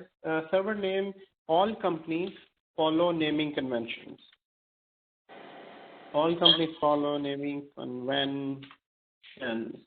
Now, naming convention is mostly the organization name and the server role, so org name and server role and the server number. So I'm just following the very simple naming convention. So in our case, our server name will be, our organization name is NetPlus, and the server role, it will become an Active Directory server. So we will call this a DC. An Active Directory server is known as a domain controller, and we'll go into a more detail. So in this case, it will be just a DC, and the number is 01. Let's say if this would have been a web server, then we would have called this NetPlus Web 01. So first name is your organization name. So first is your organization name, and then the server role name, and then 01. So this is the same thing we will provide here in the server naming. So we will provide saying NetPlus, or you can provide your own organization name. Let's say if you run a small business, if you run a business, you can provide your own ABC, but DC is the server role, and it will be 01. Once you provide a computer name, then we will click OK. And OK one more time, because you changed the name, this requires a server restart. So this will require a server restart. So on this one, I will restart this server. So in the meantime, I will do the same configuration on because this is Muhammad's machine, but here I will do the same thing on my computer. So, and I hope that you all can do the same configuration, because we all need to be on the same page. No need to activate, set up the time zone. My time zone is set to Sydney, which is the right time zone at the moment. And I'm not setting up networking, but I will set up the server name. Server name is, guys, don't be confused that this is not the place to set up the server name. It's inside the change here. So you need to go into the change, and you need to set up the server name. So I'm going to say net plus DC01. Net plus DC01. I will click OK.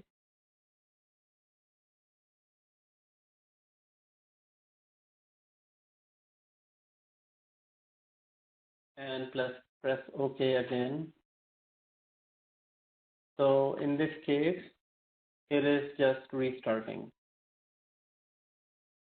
So while this server is being installed, what we'll do is we will install another server. Okay, so this one is back. Now again, how to log in? Muhammad, can you move your mouse and log in? I want to see that if you can log in.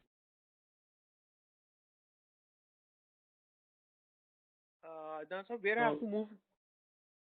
Yes, move it right at the top, right here. You can see my mouse here. So you can go to, just click on this. No, not here. Beside this. No, go further, more. Okay. I think you're not able to see the mouse. Can you see the movement of mouse? So I've selected this server. Yeah, I can see the movement. Yeah, here. You need to select all this here to log in. So click here. Perfect. And now click on administrator. And now you need to use that password that I set, which is P capital and password 1. Very good. So it is now logging in.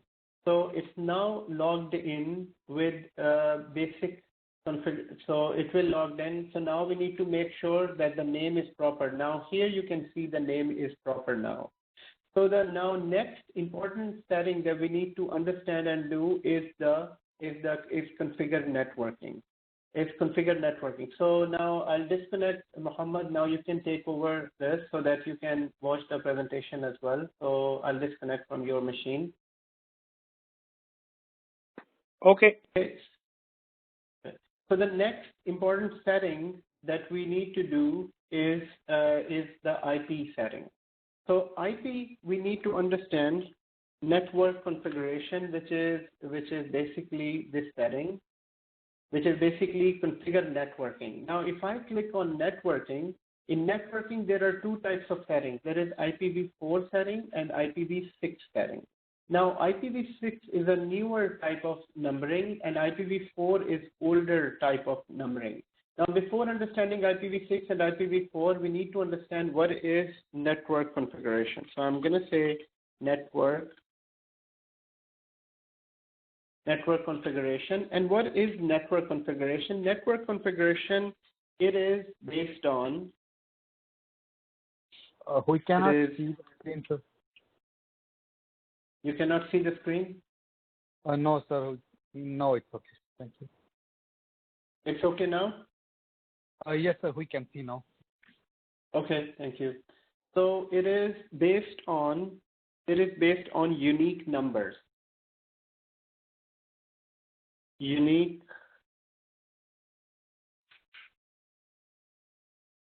numbers assigned to computers. So first of all, network configuration is based on unique numbers assigned to computers. Now, why do we need to assign numbers to computers? Example is, it is exactly like our SIN number or ID card number. So we are all assigned in all the countries, wherever we live, we are assigned ID card numbers. So example is ID card number. Now, why are we assigned ID card number in our normal lives? Because with numbers, I mean, it is easier to record, to keep a record of something, instead of names. Because you can have multiple Muhammad, you can have multiple John, you can have thousands and thousands of same name people. So this is why a unique ID card number is assigned to all of us. And in the same manner, all the computers that work on the network, they all are assigned with a unique number. Now, the unique number that is assigned, the unique number, so it is known as IP address. So here I'm going to say unique number that is assigned to a computer is called IP address. An IP address is made up of 4 numbers. IP address is made up of four numbers. And 4 numbers, so IP address is made up of 4 numbers. I mean, this is exactly like our SIM card is made up of, I think it is 3 parts. Our SIM card in Canada is made up of 3 parts of numbers.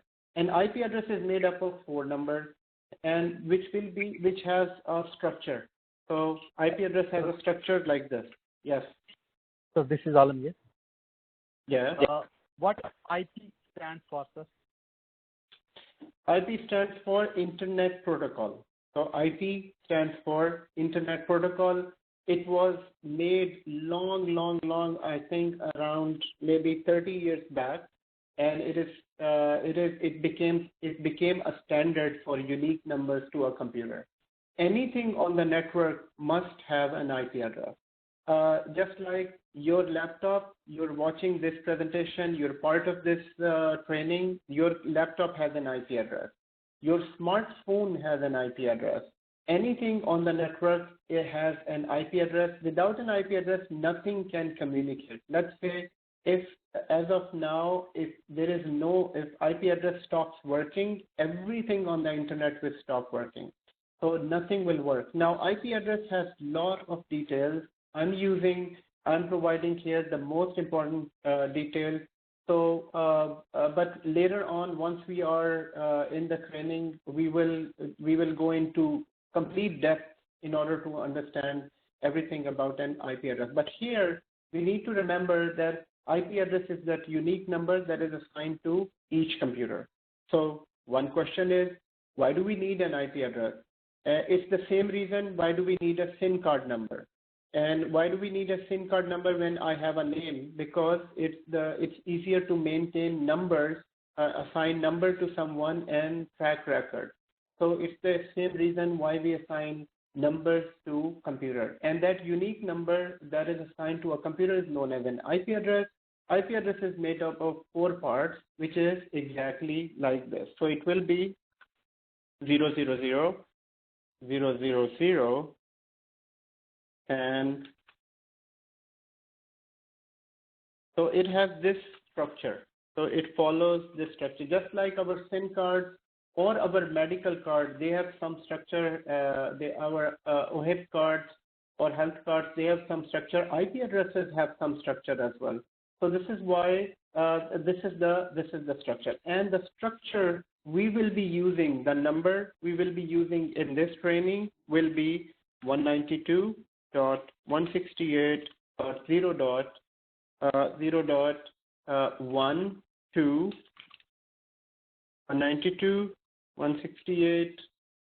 So our first computer will be this number. So our first server will be this number, server 1, and our second server number 2, will be 192.168.0.11. Okay. Now, going back to some basics here, maybe this information is completely new to some of us here. Don't worry about this. Just remember that we will need to provide an IP address within the network configuration. But so far, you should be able to understand. You should be able to understand that this number will be used to communicate between 2 computers.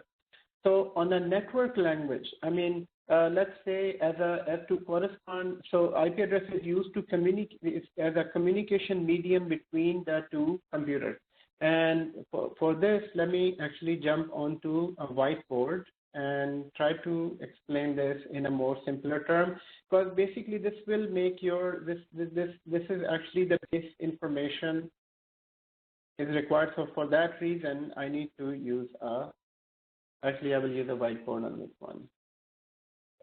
So basically, sir, that means that anything you search, that will be number, but the number will be translated, right? Number will be translated, yes. Translated to a name. So even if like you type Google, so behind it there are numbers, right? Exactly. So when we type google.com, behind this it's a number. So in a network, so I'm going to say in a network, all devices speak IP language. So all devices speak, and I'm using very simple terms here, speak IP language. So they use IP numbers. Okay. Now, so which means we have server 1. So I have server 1 and I have server 2. Now, in terms for us to understand, this is just server 1 and this is server 2. Okay. But in the background, when we connect these servers together, when these servers are connected together, without an IP address, they cannot talk to each other. It is exactly the same thing. Without a communication medium, we cannot speak with each other. So if we need to talk to each other, we can speak in our own language or we can speak in English language as we are speaking now. So without this medium, the language that they speak is known as IP address language. Okay, so this is we need to understand. Which in other words, IP address is a very, let's say your server is top notch. You bought the most expensive server. Your operating system is working fine. You can log into the server, but you don't have an IP address. And without an IP address, this server cannot speak to this server. They only understand IP address. So this one, it will have its own IP address.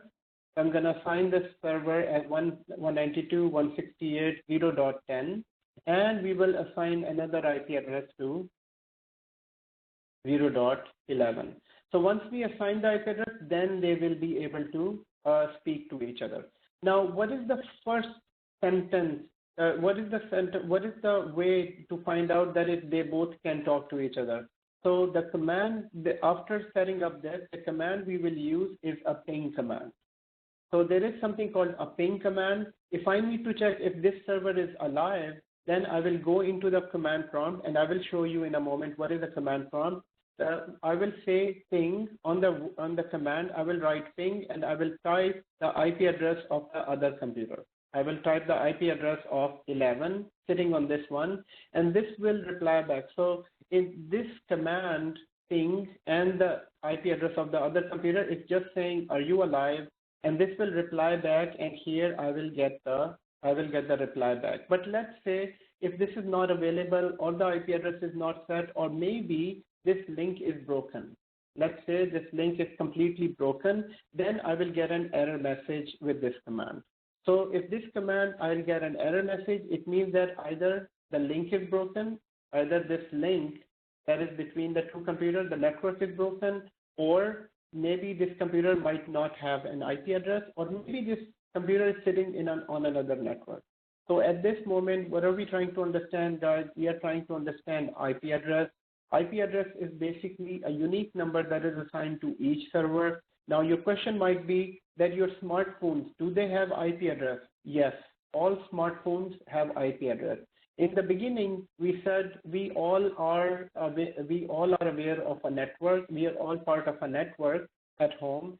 So when you use a smartphone, you connect to your Rogers router or your telecommunication company router, and from the router you connect to outside internet. So what happens is your router assigns an automatic IP address to all the smartphones at home.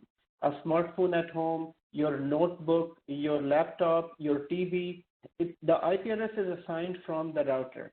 In our case, on the server, we need to set up the IP address for the first time, but at home, the router automatically assigns an IP address. This is why these all devices can connect to internet.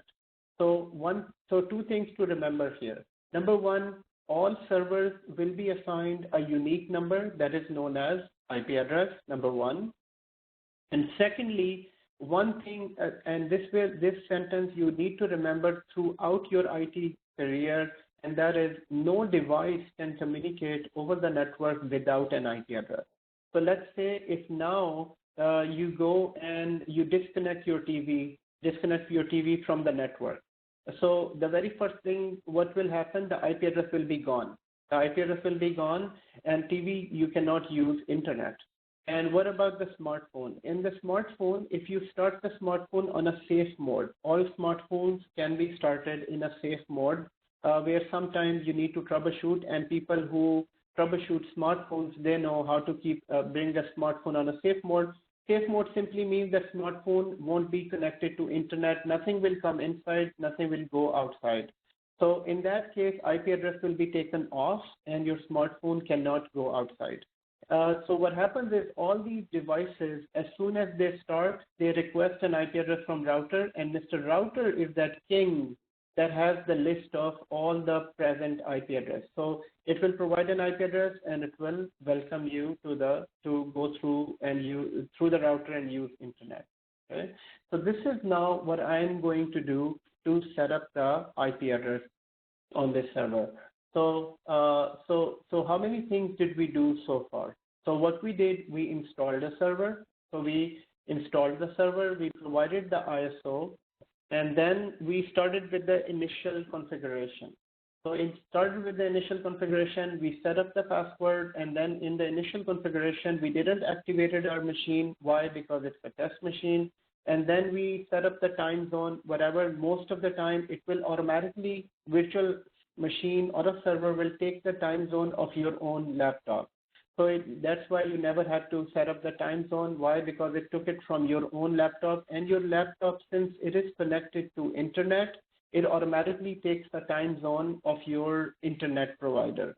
So in my case, now where I'm sitting, it automatically took Sydney time zone. In your case, it already took the wherever you are. So if you're in Toronto, it will take the Toronto time zone. If you're in a different place, you will take that time zone. Now, and then the very next thing, we set up the computer name, and the computer name setting up was easy part. All you need to do, you select this. You don't change the computer name here. Basically, you go into change and you set up the computer name right here. And I will cancel this. And the next important thing we need to do is to configure networking.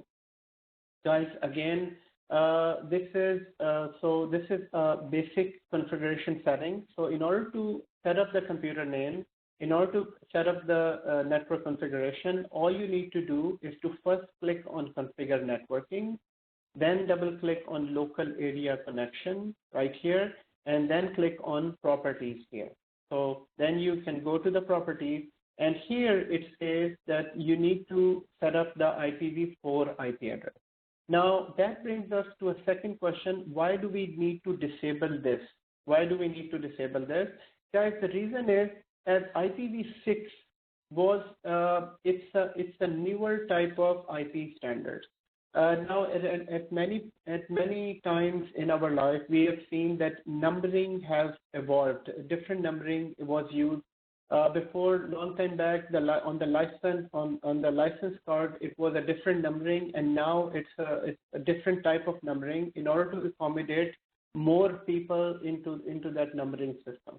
So this is and IPv6 is not used in a company network. IPv6 is used outside on the internet. So at the moment, we disable it.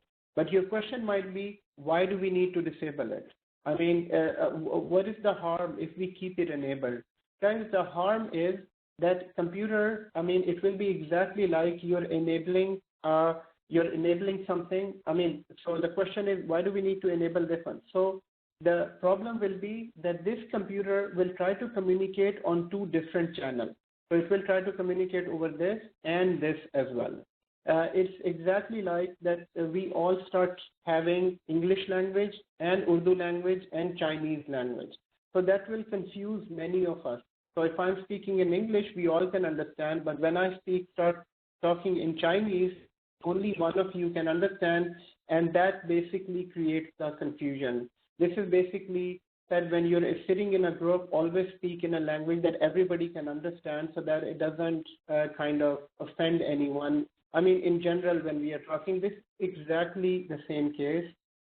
That, I mean, you won't find any error messages right now if I keep it enabled, but this computer at some point, it will get an error message because it will try to communicate on this channel, and this channel is not available. And so your next question might be, why this channel is not available? It's not available at the moment because there is no infrastructure. Microsoft provided an option for this for future networking. At the moment, our complete networking is based on IPv4. Your next question might be, are there any places where IPv6 is used? Yes. In Japan, IPv6 is used on a large scale. In Singapore, IPv6 is used on a large scale. In North America, in Australia, in Middle East, everywhere it's just IPv4 is used. IPv6 is not used as a standard practice for networking communication. So this is why we uncheck this. So I hope that this can clear the confusion that why we are using this and why we are not using this. You can use an example of a communication medium that since IPv4 is the channel we are using in this test lab and even in production. Even you are employed in now Rogers or Bell or large companies, they're all using IPv4. So there is no need for this. You might have another question that what does it take to have IPv6 enabled? What does it take to have IPv6 enabled? Guys, in order to enable IPv6, everything, complete infrastructure needs a change. It's not just that I just check this and it will start working. No, it won't be, because the complete network will be changed. So let's take an example of this house network. So let's say for now here the IPv4 is working. So here we have IPv4 IP address. Here we have IPv4 IP address. Here I have IPv4, and on the router it's IPv4, and internet is IPv4 as well. But let's say today you decide that no, I will start using IPv6. So the very first thing before enabling IPv6 on this one, we need to make sure that everything on the network is IPv6, number one. Number two, your router should be IPv6 compatible. So this one, which means that you need to replace the router. And then you need to enable IPv6 on all of them. So this is why, and this is exactly the case of 4G network nowadays and 5G network. Now 5G is considered to be a fiber network, but older devices, even though 5G is available in your home, but your laptop doesn't support 5G, so it won't work. So what you have to do in your notebook, either you need to bring a device that understands 5G, then you will be able to take advantage. All the newer phones, they all understand 5G network. So the question was, what does it take to enable IPv6 within the network? You need to enable this on server. You also need to enable this on the routers or switches that are in between these servers. And what is a router? What is a switch? We'll discuss that in the next lecture, and I'll go into more details about this. But at the moment, just consider that IPv6 is an additional. So for now, we're using IPv4. This is why we enabled it. And we are not using IPv6 because it's not in use. So I will uncheck IPv6, and now I am about to provide IP address. So let me go back. Where did I came from? So what do I need to do in my next step in the configuration? So as part of the configuration, what I did, I changed the name, and now I will be setting up this IP address. So for this IP address, I need to go into, I will go here. I will go into configure networking, local area network, in properties. And here, the very first thing, I will uncheck IPv6, and I will click IPv4 and click properties. And within the properties, it says obtain IP address automatically. We don't use this on a server, so we will change it to use IP address. And in the IP address, I will use 192.168.0.10. I think this is what we decided. We can use another number, and that's another discussion. Why we use this number, why not we use another number, I will go into more detail later on. But at the moment, we will select this number for the first server. And the second important thing is Subnet Mask. Now, Subnet Mask is basically nothing but a mask on the server. It is Subnet Mask. So first is the IP address. Let me write here the IP address. So this one is the IP address, and second one is Subnet Mask. Subnet Mask is basically it shows that what type of numbers are these. So most of the time we will use the Subnet Mask of 255.255.255.0. And there is more details on how to set up a subnet mask, but it is made up of many numbers. But at this point, it only reflects that what is this number type? What is the type of this number? Would this number be changed, or would this number not be changed? So let's look at this example.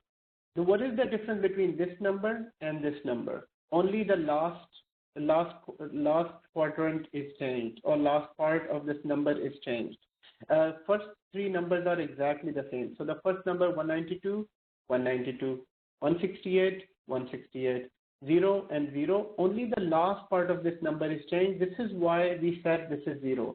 So this complete subnet mask simply means that wherever 255 is, it means that this number will never change. No matter how many computers will be there, this number will never change. So 255 means this will not change. 255 means this will not change. But 0 means that this will change. So why would this change? Let's say I will bring another computer, which is a client machine. Let's say this is Windows 10. And then I will bring another server later on, which is server number 3. So the first 3 letters of the IP address will not change. The first 3 letters will be exactly the same, 192.168.0. But the next letter, since it was 0 on this, 0 means, and remember the word mask. This is just a mask. This is just defining that what type of number will be here. Would it be a changing number? Would it be a static number? So if it is 255, then it will change. Otherwise, since it is 0, so it's a mask, then we will assign this as 12. So this will be 192.168.0.12. Now, who can tell me what will be the IP address of this next server from the same IP address scheme? So what will be the IP address? Type that in the chat window. What is the IP address of the next server? Oh, so 192.168.0.13, sir. Yes. So it will be 192.168.0.13.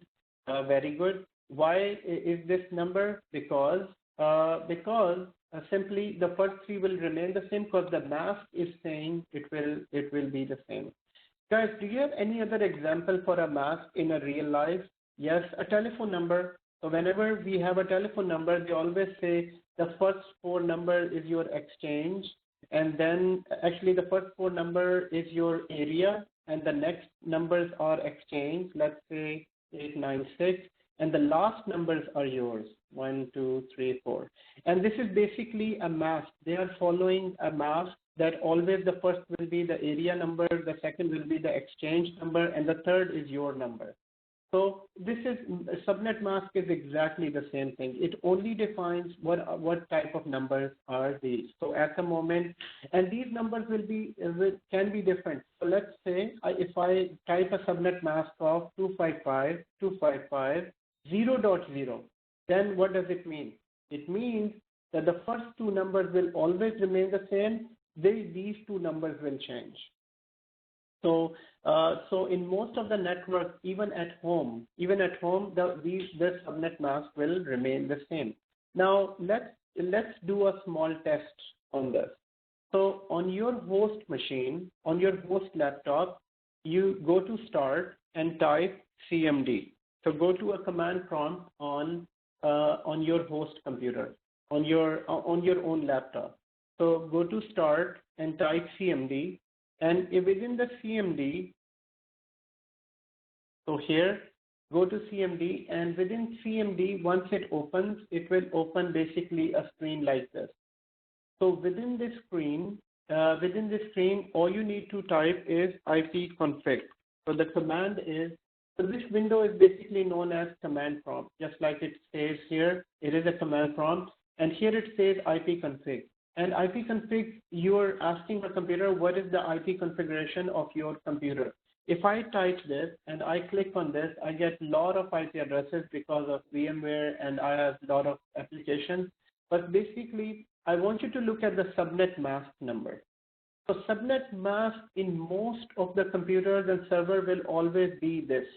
So this is why I'm using 255.255.255.0. Why? Because this reflects this number. It's just simply saying that my IP address is 192.168.56. This is static, and this number is changing.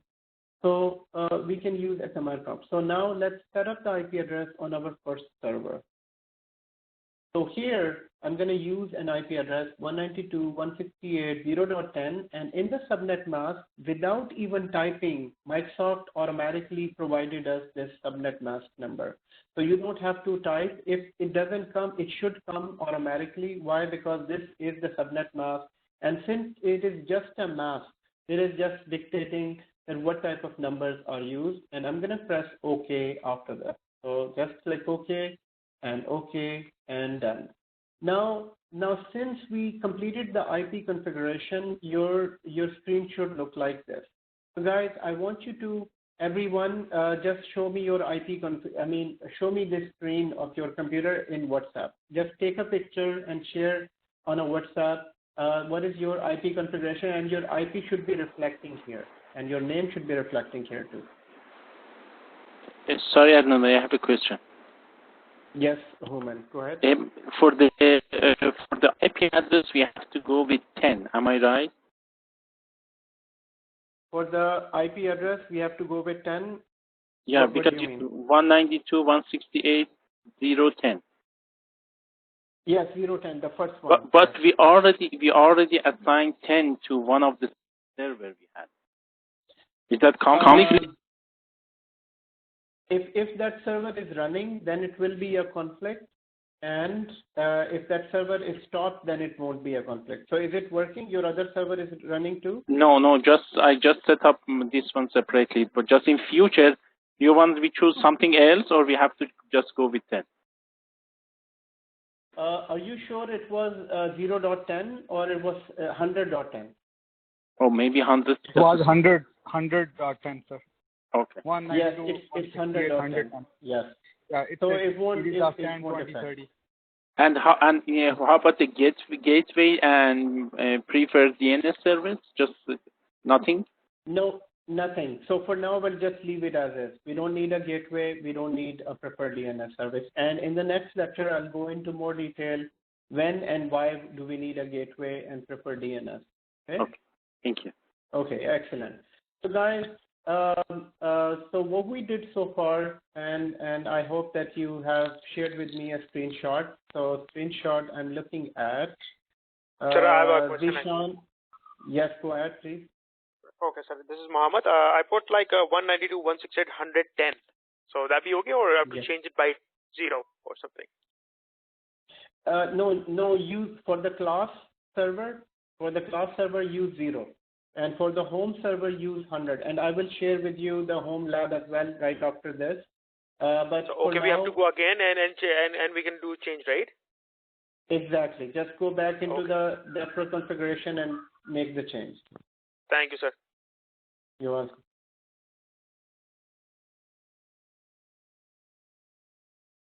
Okay, so I can see Naveed is set up this IP address, and I can see Naveed's screen, which is 10.100, and the name. Okay, thank you. I've Faisal with 100, and you will be changing it to 0. Okay, and Zishan is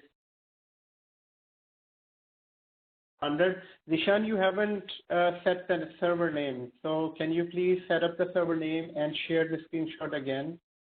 You need to just click on provide computer name, go back to the changes. You need to go here. Go to computer name, change, and then use this server name. So once you do, it will restart, and then you need to just share the name again. Share the screenshot again. Wasim has 0.10 a subnet mask, and you also provided a gateway. Is fine. And you are also providing the ping. Naveed is Wasim. Your configuration is fine. Wasim, can you also share with me your initial configuration screen? I need to see your server name. Naveed is sharing the IP address. And Naveed, can you also share with me the initial configuration screen to show me the server name? Yes, I did that actually. Okay, I will check that out. Yeah. Sure, thank you. 0 and Human, you provided net plus DC01-2008. Okay. Okay, you added 2008 here. It's fine as long as you change the name. Muhammad changed the IP address 0.10 and very good. We have Alamgir provided 0.1. Alamgir, is there any specific reason why didn't you set up the IP address to 10. Okay, is this the older machine or you just built it now? I can change, sir. Actually, it's a 192.168.0.1, right? I just changed. You just changed it to 0.10? No, I just changed to 0 and 1, like 192.168.0.1. So can you change it to 0.10, please? Last one. Okay, sir. Do you know how to do it, or do you want me to show you how to do it? No, I know, sir. What was the IP address? 192.168.0.1, right? 0.10. 10. Last one will be 10. Okay, no problem. I can change it. I changed it. Thank you. Okay, good. Okay, next one, Wasim changed it to 0.10 and computer name, excellent. Aramgir is changing it to this, and woman as 10. Okay, good. Okay, excellent.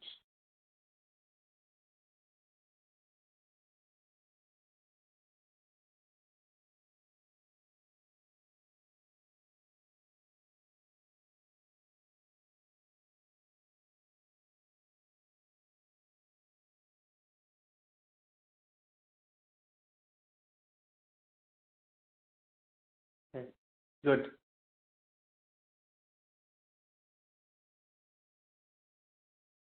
Okay, guys, so this is the first server, and we did few changes here, 0.10 and the server name. Okay, and then the next one is understanding what is the next. So it asks us to update the server.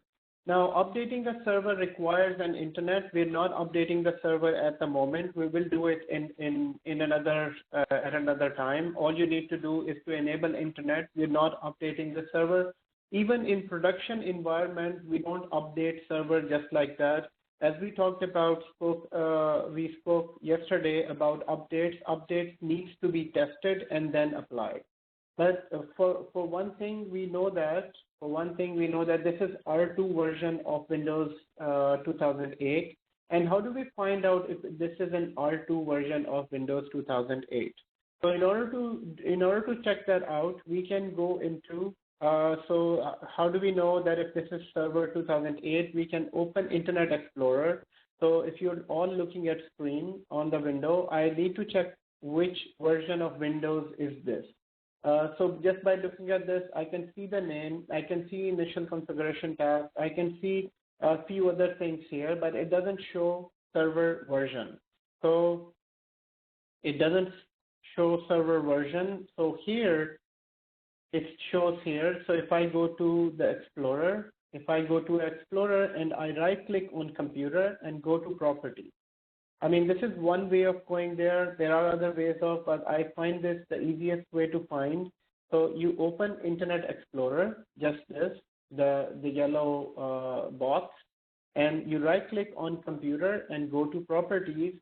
This takes you to the server version. This takes you to the system setting. Right at the top, it's saying this is R2 Enterprise version.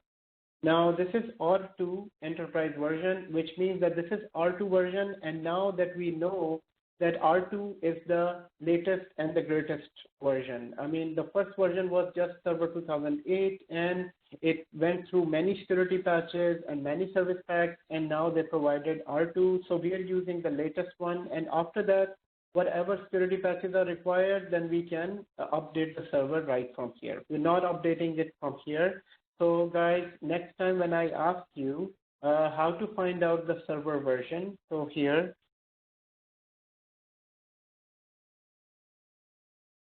okay, so there is a next step to this. After setting up the IP address, we need to test the IP address. So here, number 4, test the IP address. Test the IP address. In order to test the IP address, we need to open CMD from start, and we need to ping, use the command, use the following command, which is ping and your own IP address. So this should reply back. So this actually, a reply to this will make sure following command to test it, and we will test it. But before that, what is the thing that we are talking about at the moment? We were talking about. I have a question, sir. Yes, go ahead, please. Sir, this is Alamgir. I remember one of your video, I think. You put like mouse on the screen and you click CMD something. The prompt opened there too. How do you do that too? Okay, so you're saying that how to open the prompt without typing CMD? Yes, sir. So I mean, that happens when, let's say, if I'm most frequently using the command prompt, let's say I'm just typing it here, I can right click on this and I can pin it anywhere. So let's say if I pin it to a taskbar, if I need to pin it here, so let me first close this. And if I open this here again one more time, and if I say I need to pin it to a taskbar, then it will always be present here. So it will always be here. You can just click on this and it always opens. Okay? So this is one way of just clicking it without typing CMD. But it's better, it's better for a practice. Always click start and open command prompt by typing it. Because in that way you will remember, you will know. In even different servers, you won't find it here. It's better to know that how to open it with a command. Sorry, this is Mohammed. I have a question actually. Yes. Sir, can you repeat the process how to check the OS version once again, please? Yes, I will. So here, yes, I was about to write here how to, and Sayed, I saw your question, how to change the computer name. I'll show it to you in a moment. Let me just type this, how to check the server version. So in order to check the server version, open Windows Explorer, and I will show you in a moment, Windows Explorer, and right click My Computer. And then click Properties. And then click Properties. So this is what I'm going to do now.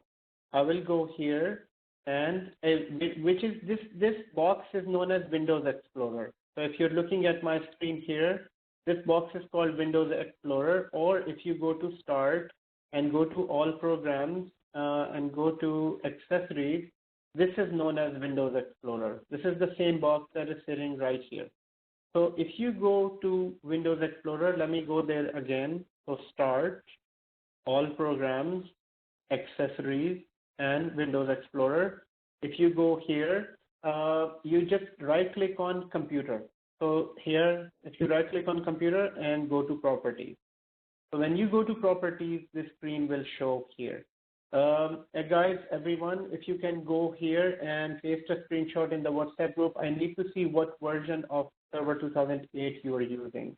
So just, open this and take a picture from your mobile from the WhatsApp group, and it will be shown. So just show me the version of your Windows server. One more time, you can go to Start, you can go to All Programs, go to Accessories, go to Windows Explorer, and right click on the computer. Or simply just click on this here, and then right click on computer. Sayed, how to change your server name? How to change your server name? If you're on this screen, are you on this screen, Sayed? Initial configuration task. Do you see this screen on a server? Just type yes in the chat in the chat window. Yes or no. Do you see this screen on your computer? Yes. Okay. So then you need to click here, provide computer name. And when you click on the provide computer name, then you click on change. Here it says to rename this computer, just click change. And in here, just type this name. You can type net plus DC01. You can just type net plus DC01 and then click OK and twice, and it will restart and the name will be changed here. So can you do this? Just type in the chat window. Okay, good. Your server name, so how many of you have replied here? I can see you. Okay. So Alamgir has, wow, it's too bright, Alamgir. I cannot see your screen. Maybe you can just kind of, you know,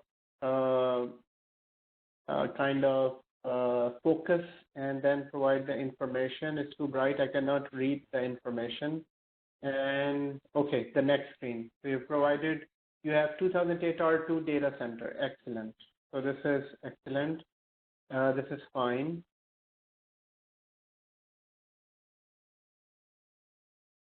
Okay, good. Now, so we have Naveed with R2 Enterprise. Very good. So now we have this server ready. So guys, let's now make another server. So this server is ready. Actually, you know, I need to still test the IP configuration, so which is this part. So after setting up the IP address, we need to test the IP configuration. So all you need to do is go into the server. So in the server, you can go to Start and click the command prompt. You can either type CMD here. And open it. Or the good thing in Server 2008 that it provides the icon right here.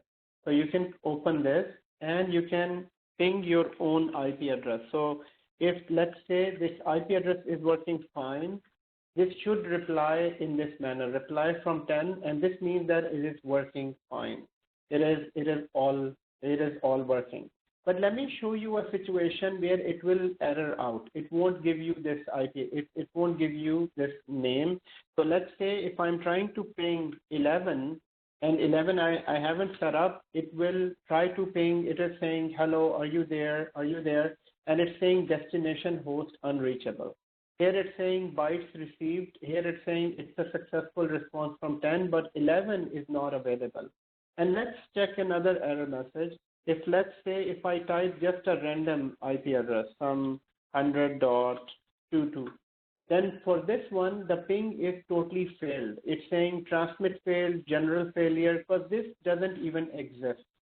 10.11 for this one, this is a soft response saying you're on the same network, but 11 does not exist. So you're on the same network, 11 does not exist.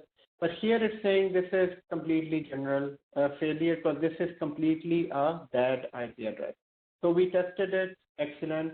So what have we concluded? What have we done? What have we completed so far? So let me type it here in general. So I'm going to type it. So here, what have we accomplished today in lab? So today we complete, and I want you to be fluent on this. During the week, you need to complete the lab, and I will share with you the lab architecture in a moment. Okay, here, Faisal has shared ping. Okay, Faisal, when you type ping, you need to type the IP address in front. So ping space and type the complete IP address, 192.168. So I've done this, and I realized I have to ping with the number. So the second time it give me, I think it's give me the result actually. Can you just check and confirm it's good to go? Excellent. I just saw it. Excellent. Very good. Okay, very good. Guys, I want everyone to be interactive. When I ask something or request something, please try to answer. I know that if you have one machine and you're listening and type and doing, it's a bit difficult. Sometimes it slows down, but please provide your response. Please provide your response. Yes, go ahead. This is Alamgir, sir. Yes, sir. what is the difference between IP config and ping? Yes. So, and I was about to go through the summary of this. So today we learned two commands, which is command number one, and we'll go slow on this. So the command here, let me type it here. Command we learned is ping, number one, and second one is IP config. Okay. So the ping command means just to check the IP communication. So ping command is used to check the IP communication. We can check our own IP communication or check another computer's IP communication. Let me just actually write it here.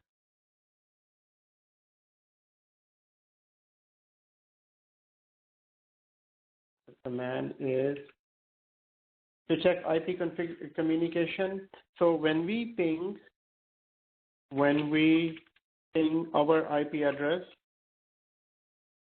our own IP address,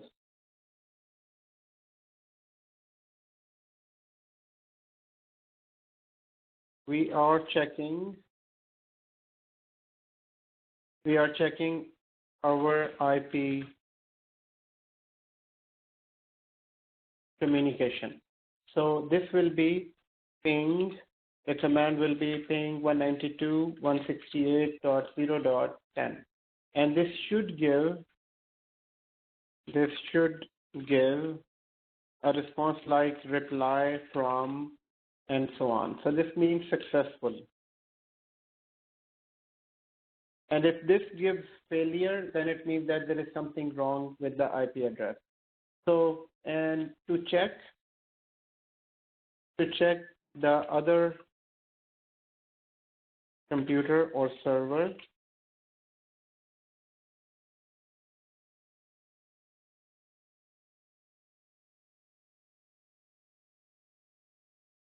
communication, we use the following commands. So we use ping, we say ping and the other computer's IP.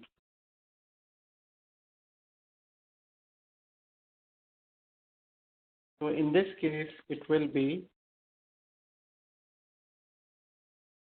0.11.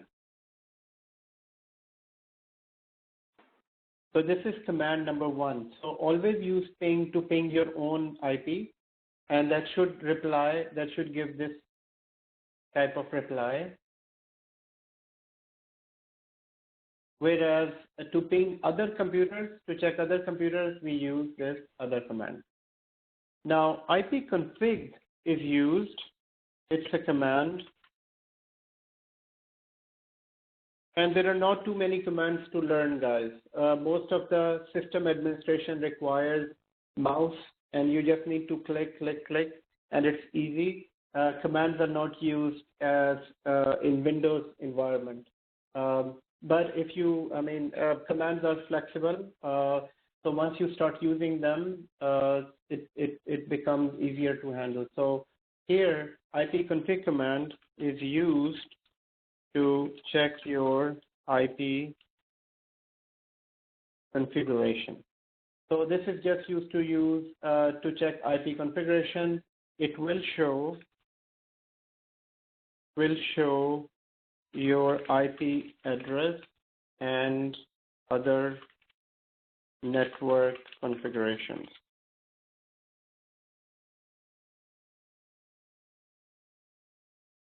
An example is just IP config. Okay.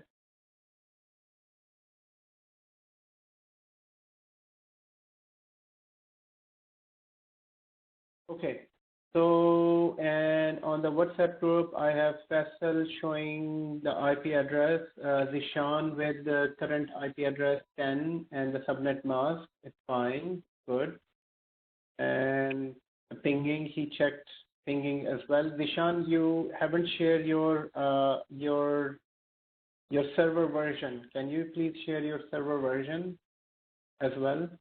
And whoever is not able to share the server version, let me know what is the reason why you're not able to share the server version.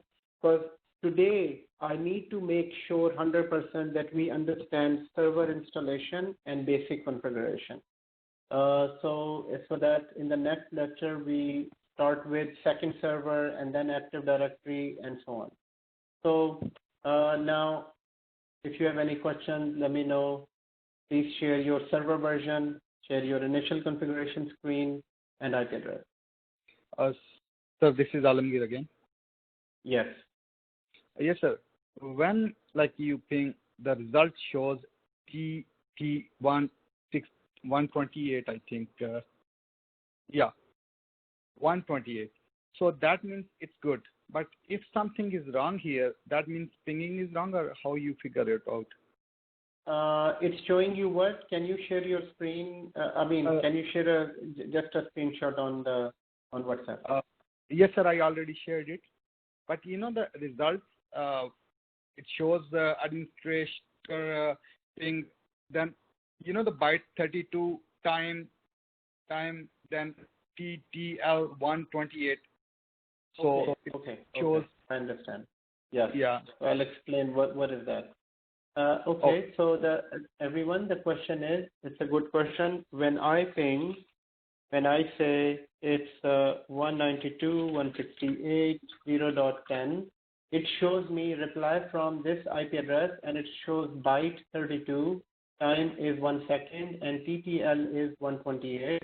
Basically, this is the response it is getting. So it's saying that when I ping this server, so basically it is pinging itself. So I'm pinging myself. In other words, I'm asking myself, I am alive? Am I alive? Yes. So it will be, am I alive? In real, so we don't need to ask ourselves, because actually we are communicating, we are alive. But here, for the server, I need to make sure that server is able to do a network connection. And I'll give you an example. Why do we have to check our own self? Why? Because sometimes the IP address is not working properly. Let's say, just to show you, let's say if I go here and if I disable this, if I disable the complete networking, if I go here, configure networking, go here and say, and here is the disable. So what I am about to show you is that why do I need to check this computer its own IP address? But sometimes the networking is not working. The problem is in your computer, and we are trying to fix the outside problem. So here I'll disable the networking. So I disabled it. It is disabled now. Now if I try to ping, it will give me transmit failure. So just before disabling it, it gives me the full successful response. And the successful response was simply this, that I sent 32 bytes. That took 1 millisecond. That took less than 1 millisecond. And the TTL for this, which is time to live, is 128. So basically, this is excellent response.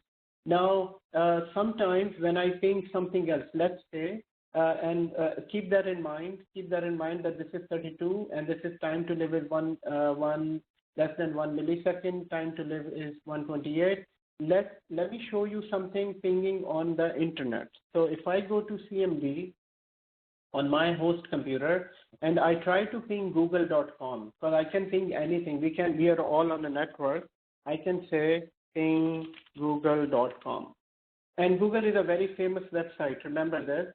So here it's saying time to live is 32. It sent 32 bytes to check Google, and Google's IP address is this, because it translated this IP address. And the time to live was 8 milliseconds. 8 milliseconds is fine, considered fine as well, and time to live is 118. And since it is very famous website, so that's why the time to live, and it just did it in 8 milliseconds. Let's say if I try something that is not very famous. So let me try to ping. Ping what is not very famous. We all know everything is famous. I will ping my institute site here. So it's not very famous though. So let me ping tasinstitute.com.au. And here, now you see, since it is not very famous, this is the IP address, and it sent 32 bytes, but time it was 106 milliseconds. So when the time is small, it means that it was very fast to reach.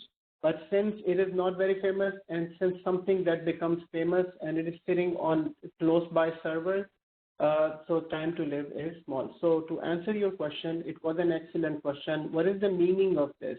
The meaning of this is that how much time it took to get a response back from something. So in this case, as you can see, this is the minimal 1 millisecond is like it is just sitting right beside. Now, how do I fix this issue? How do I fix this issue? All I need to do is go back on the network card. So I will double click on this and it automatically enables this. So if I double click on this, it will, it is, since I double clicked on this and it is enabled, let's try to ping again ourselves. So we will ping it and it is providing this response. Excellent. Very good. And here I have a message from Faisal saying apple.ca. So sometimes, I mean, Faisal is sharing a screen with me, the screen here. It's saying when you get this type of response, that ping request could not find the host name, it might be that the name is not proper or name is not correct. Just make sure that apple.ca exists, or maybe it might be apple.com or something. So that's why you might be getting this this response.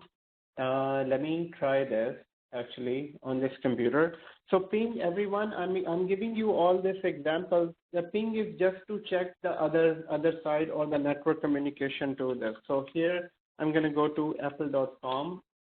Apple.com also simply this name doesn't exist. So Apple, it must be something else as an Apple. Let's look at this. Let's look at this here. So I'm gonna try APPLE Apple and go to their website. So their website is actually, so for me is apple.com.au and it's www.apple.com. So let's try to ping www.apple.com, the complete name. Yeah, it's going to be response.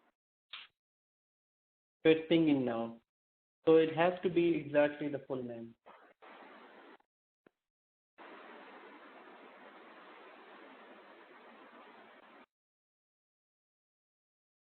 Okay, guys. Okay. So everyone, you shared most of your screen. Excellent. Very good. And and we have covered this, and I will share this document as well. So today we installed the server. We also we did some basic configuration, and next lecture we will continue from here. We will start installing another server, and then we'll install Active Directory.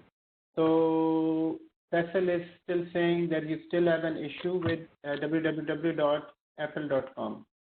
Yes, sir. It's still not working. I will try. It's still not working. And your even google.com is not working, man. Oh, okay. Faisal. Yes, sir. You need to use your host. Sorry, I forgot to mention that. You need to use your host command prompt, not the server command prompt. So the server command prompt cannot reach the internet. I mean, I used my host machine command prompt.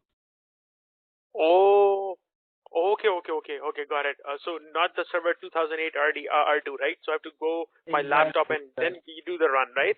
With my machine. Exactly. Windows 10. You know, yeah, just by looking at the screen, it feels nice that you're in a separate planet where Google doesn't exist. I have a question, Adnan. Yes, go ahead. Do I have to make off the board firewalls too for this Windows server or not? Yes. We do need to disable the firewall. We do need to disable the IE enhanced service, and we'll do it in the next lecture. We'll do it. I think this is a lot of information for one day, guys. What I want you to do, please create this server at least 3 or 4 times with the same configuration. I want you to remember how to set up the IP address, how to set up the name, and also go through the lecture as well from here. Okay. Sure. And now, if you can follow, if you can make this app, guys, I know that it might be difficult, or you might not have time, but also go through this video. Now following this video might not be a big issue. So the more videos you do from here, it will give you that extra knowledge. I mean, if you're confused, if you're stuck somewhere, it's fine, no problem. But here, now you can follow this, and next lecture will go from here as well. We'll go on our own. But if you can go through these videos, it's excellent. Okay, I have a question. This is Wasim. Yes, please go ahead. In case if I lost the initial configuration task, how I'm gonna get it back? Yes, that's a very good question. How do you get that initial configuration task back? There is a command for this, but before that, I think initial configuration task exists, right? Right here. Initial configuration task. Actually, hold on. There is a command for this. Anyone remembers that command? So yes, Adamba, this is Naveed here. Yes. We can also reach through Server Manager through Start menu. Yes. You can reach from the Server Manager too. Yes, you can. And there is a command too for this in order to get it back. So you can go to the server update. It was a funny, yes, this name. If you're looking at my screen, OOBE. So this, it was a funny name, I remember. So all you need to do, let's say if you lose this, if initial configuration task is not there, initial configuration task is just for the first time.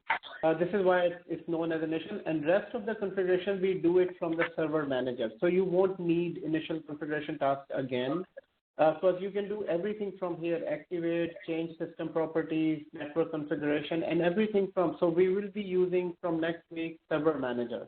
But if you need to get the server initial configuration task, you need to type here, go to start OOBE. All you need to type OOBE and press enter. Once you press enter, it will give it back to you, the initial configuration task. Okay. So, Sayed is asking a question for server version, which Windows 8 or Windows 10? Sayed, I wanted the server version of your Server 2008. So Server 2008, you can go to Explorer and then right-click here, and then go to Properties. Okay. So now I have a question. Since we already ran out of time, we're over 7 minutes here, everyone. So my question here, are we over the time here? Yes. Okay. So my question here is, actually, I asked that question before, and I'm going to ask that again because I need to know that how many of you are here with zero IT experience. So I need to know the names so that we can work a little bit. I can work with you on this. How many of you? Faisal Raza, first of all. Yes, Faisal. Yes. I'm the one, number one. Okay. Okay, Faisal, good. And anyone else who has zero IT experience? I mean, this is completely new to you. So, Syed Zishan, Syed is also, okay, and Alamgir. And Alamgir. Yeah, but I just watched videos and I got lots of ideas, but still kind of new, but I know. Okay, like excellent. 30-40%. Excellent, very good. So which means that this is the first time you're working on servers, right? Yes, sir. But like I checked your videos and some other videos, And but previously, I got good ideas. Okay, excellent, very good. What about Hadi? Hadi, are you online? What about you? What experience do you have? And Wasim, I think you have a lot of experience in the past. Seems like your questions and everything. What about Shahbaz?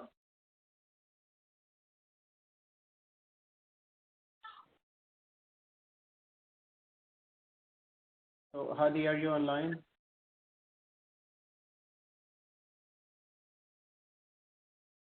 Just type in the chat window. What about Shahbaz? Are you online? Wasim, are you online as well? Okay. Already gone? Okay, Wasim is online. Okay, good. Okay, and Hadi and Shahbaz are not here. Hadi is Sayed, no, you're Sayed Zishan. Okay.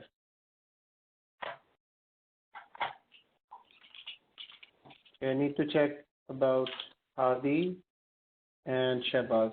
Anyone else knows Hadi and Shahbaz in this group? No, sir. No, sir. Okay. Amin bhai, are you online? No.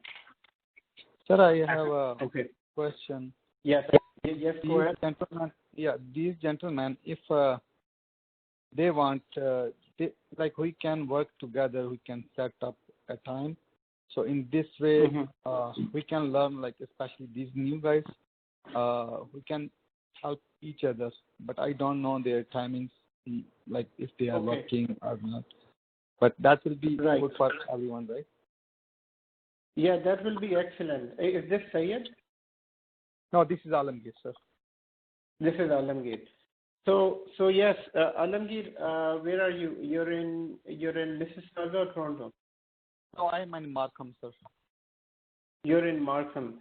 And is there anyone else interested in working as a group? Maybe you guys 2 or 3 people can group up and do the lab. Sir, I live in Calgary actually. Oh, Wasim is in Calgary. And no, what about Mohammed Faisal is Calgary.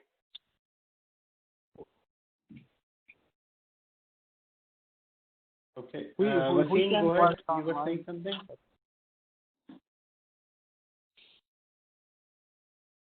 Yes, I live close to Toronto, so I can join. We can make a group and help each other. Not a problem. Okay. And who was this speaking just now? This is Wasim. Okay, Wasim. Wasim, you're saying you're in Milton. I'm in Waterloo. So you're in Waterloo. Okay. Number, this is Naveed. Yeah. So I live in Mississauga, and I'm open for help. So I'm ready to join the group. If someone needs help, then I am in for help. Okay, excellent. So far I have Naveed, I have Wasim. No, Wasim is in Waterloo, and I have, who else was here who was interested in a group study? Yeah, this is Naveed from Mississauga. Yeah, Naveed. Hey guys, this is Amin. Yes. What I can recommend, if you guys are available on pick up one day, then I can open a join me session. So you guys can start doing the labs. If anyone needs any help, then we can help each other. Sure. Due to COVID, most of them want to take health and safety precautions. So unless until you want to meet in person, that's your call. But right now, health safety is your top priority. So I'll recommend to have online session. That way you can help and work together. Yeah, because I have to, this is Mohammed. I mean, I have to join by online by anyhow because I live in Calgary. So yeah, that'd be awesome. Okay. Okay. Meanwhile, the problem is in a join me session, how they can communicate with each other. I mean, when they're sitting together, maybe with the masks on, and since the situation is relaxing in here and where I live, it's completely relaxed. But I don't know about Toronto. Is it still precautions for COVID? None by government said to take care of yourself.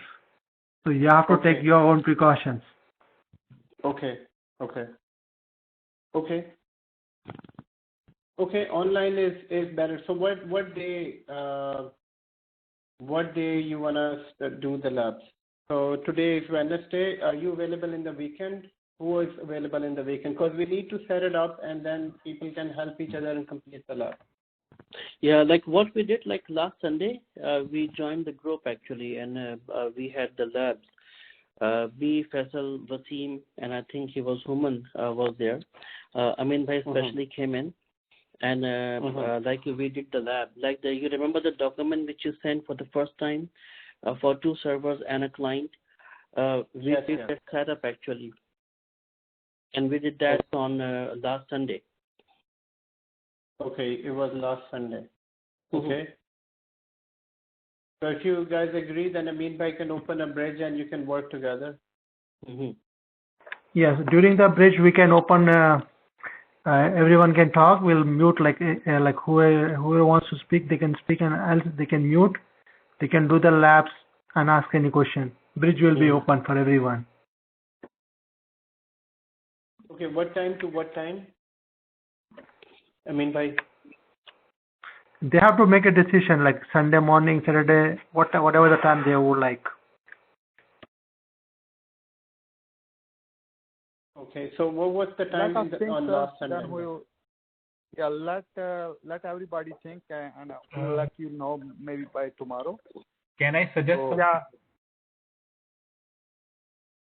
Yeah, please. This is Wasim. Can I suggest something? Yes. Let us make a WhatsApp group, right? Our personal WhatsApp group first, like 4, 5, 6 people, whoever wants to join, right? And then we will discuss which day and time is suitable for everyone, and then we will let you know. How's that? Yes, sir. I think this is the best decision because Sunday I have a job and I lost because it's already 9:50. It's already 9:50, and we take everyone's opinion is going to take a lot of time. So let's make a WhatsApp group first, and then we will decide, and we will let either Adnan sir or Amin Bhai know, and then we will go on from there. Okay, this is good. So who will? I mean, from it's your own personal WhatsApp group. Who will make the? Wasim, can you initiate this? Yeah, WhatsApp I'll make the group. Not a problem. Yeah, I'll make the group, right? And I'll ask the group, and then I'll either myself, Naveen, whoever wants to communicate with Amin Bhai, one guy will communicate with Amin Bhai, and then we'll go on. Excellent. Okay, that's good. That's good. Okay. Okay, guys. So please repeat, go through the notes for both days, and then the lab, create the server, make the configuration so that we can comfortably move on to the next stage. Okay? Okay, sir. For today. Thank you, Adnan bhai. Thank you very much. And see you next week. मेरा एक सवाल है आपसे. जी बिल्कुल करें. अच्छा मैं थोड़ा अपने आप को और क्लियर करने के लिए सवाल कर रहा हूँ. सवाल ये मेरा कि ये जो वर्चुअल मशीन हम बना रहे हैं, ठीक है? जी. वर्चुअल सर्वर ये भी तो किसी मशीन पे बना रहे हैं ना? जी बिल्कुल बना रहे हैं. तो वो मशीन कौन सी होगी? तो वो हमारी होस्ट मशीन होगी. होस्ट मशीन है. अच्छा एक सेकंड, आप फैसल बात कर रहे हैं ना? मैं वसीम बात कर रहा हूँ. वसीम बात कर रहे हैं. अच्छा एक सेकंड वसीम, मुझे आपके पास टाइम है? जस्ट 5 मिनट दे दीजिए. हाँ मेरे पास इतना लंबा टाइम इस वक्त इसलिए नहीं है कि कुछ मेरे फ्रेंड्स आ रहे हैं. मैं ये सवाल आपसे दोबारा कर लूंगा, कोई रश नहीं है. ठीक है. क्योंकि मैं फिर आपसे बहुत सारी चीजें डिस्कस करूंगा.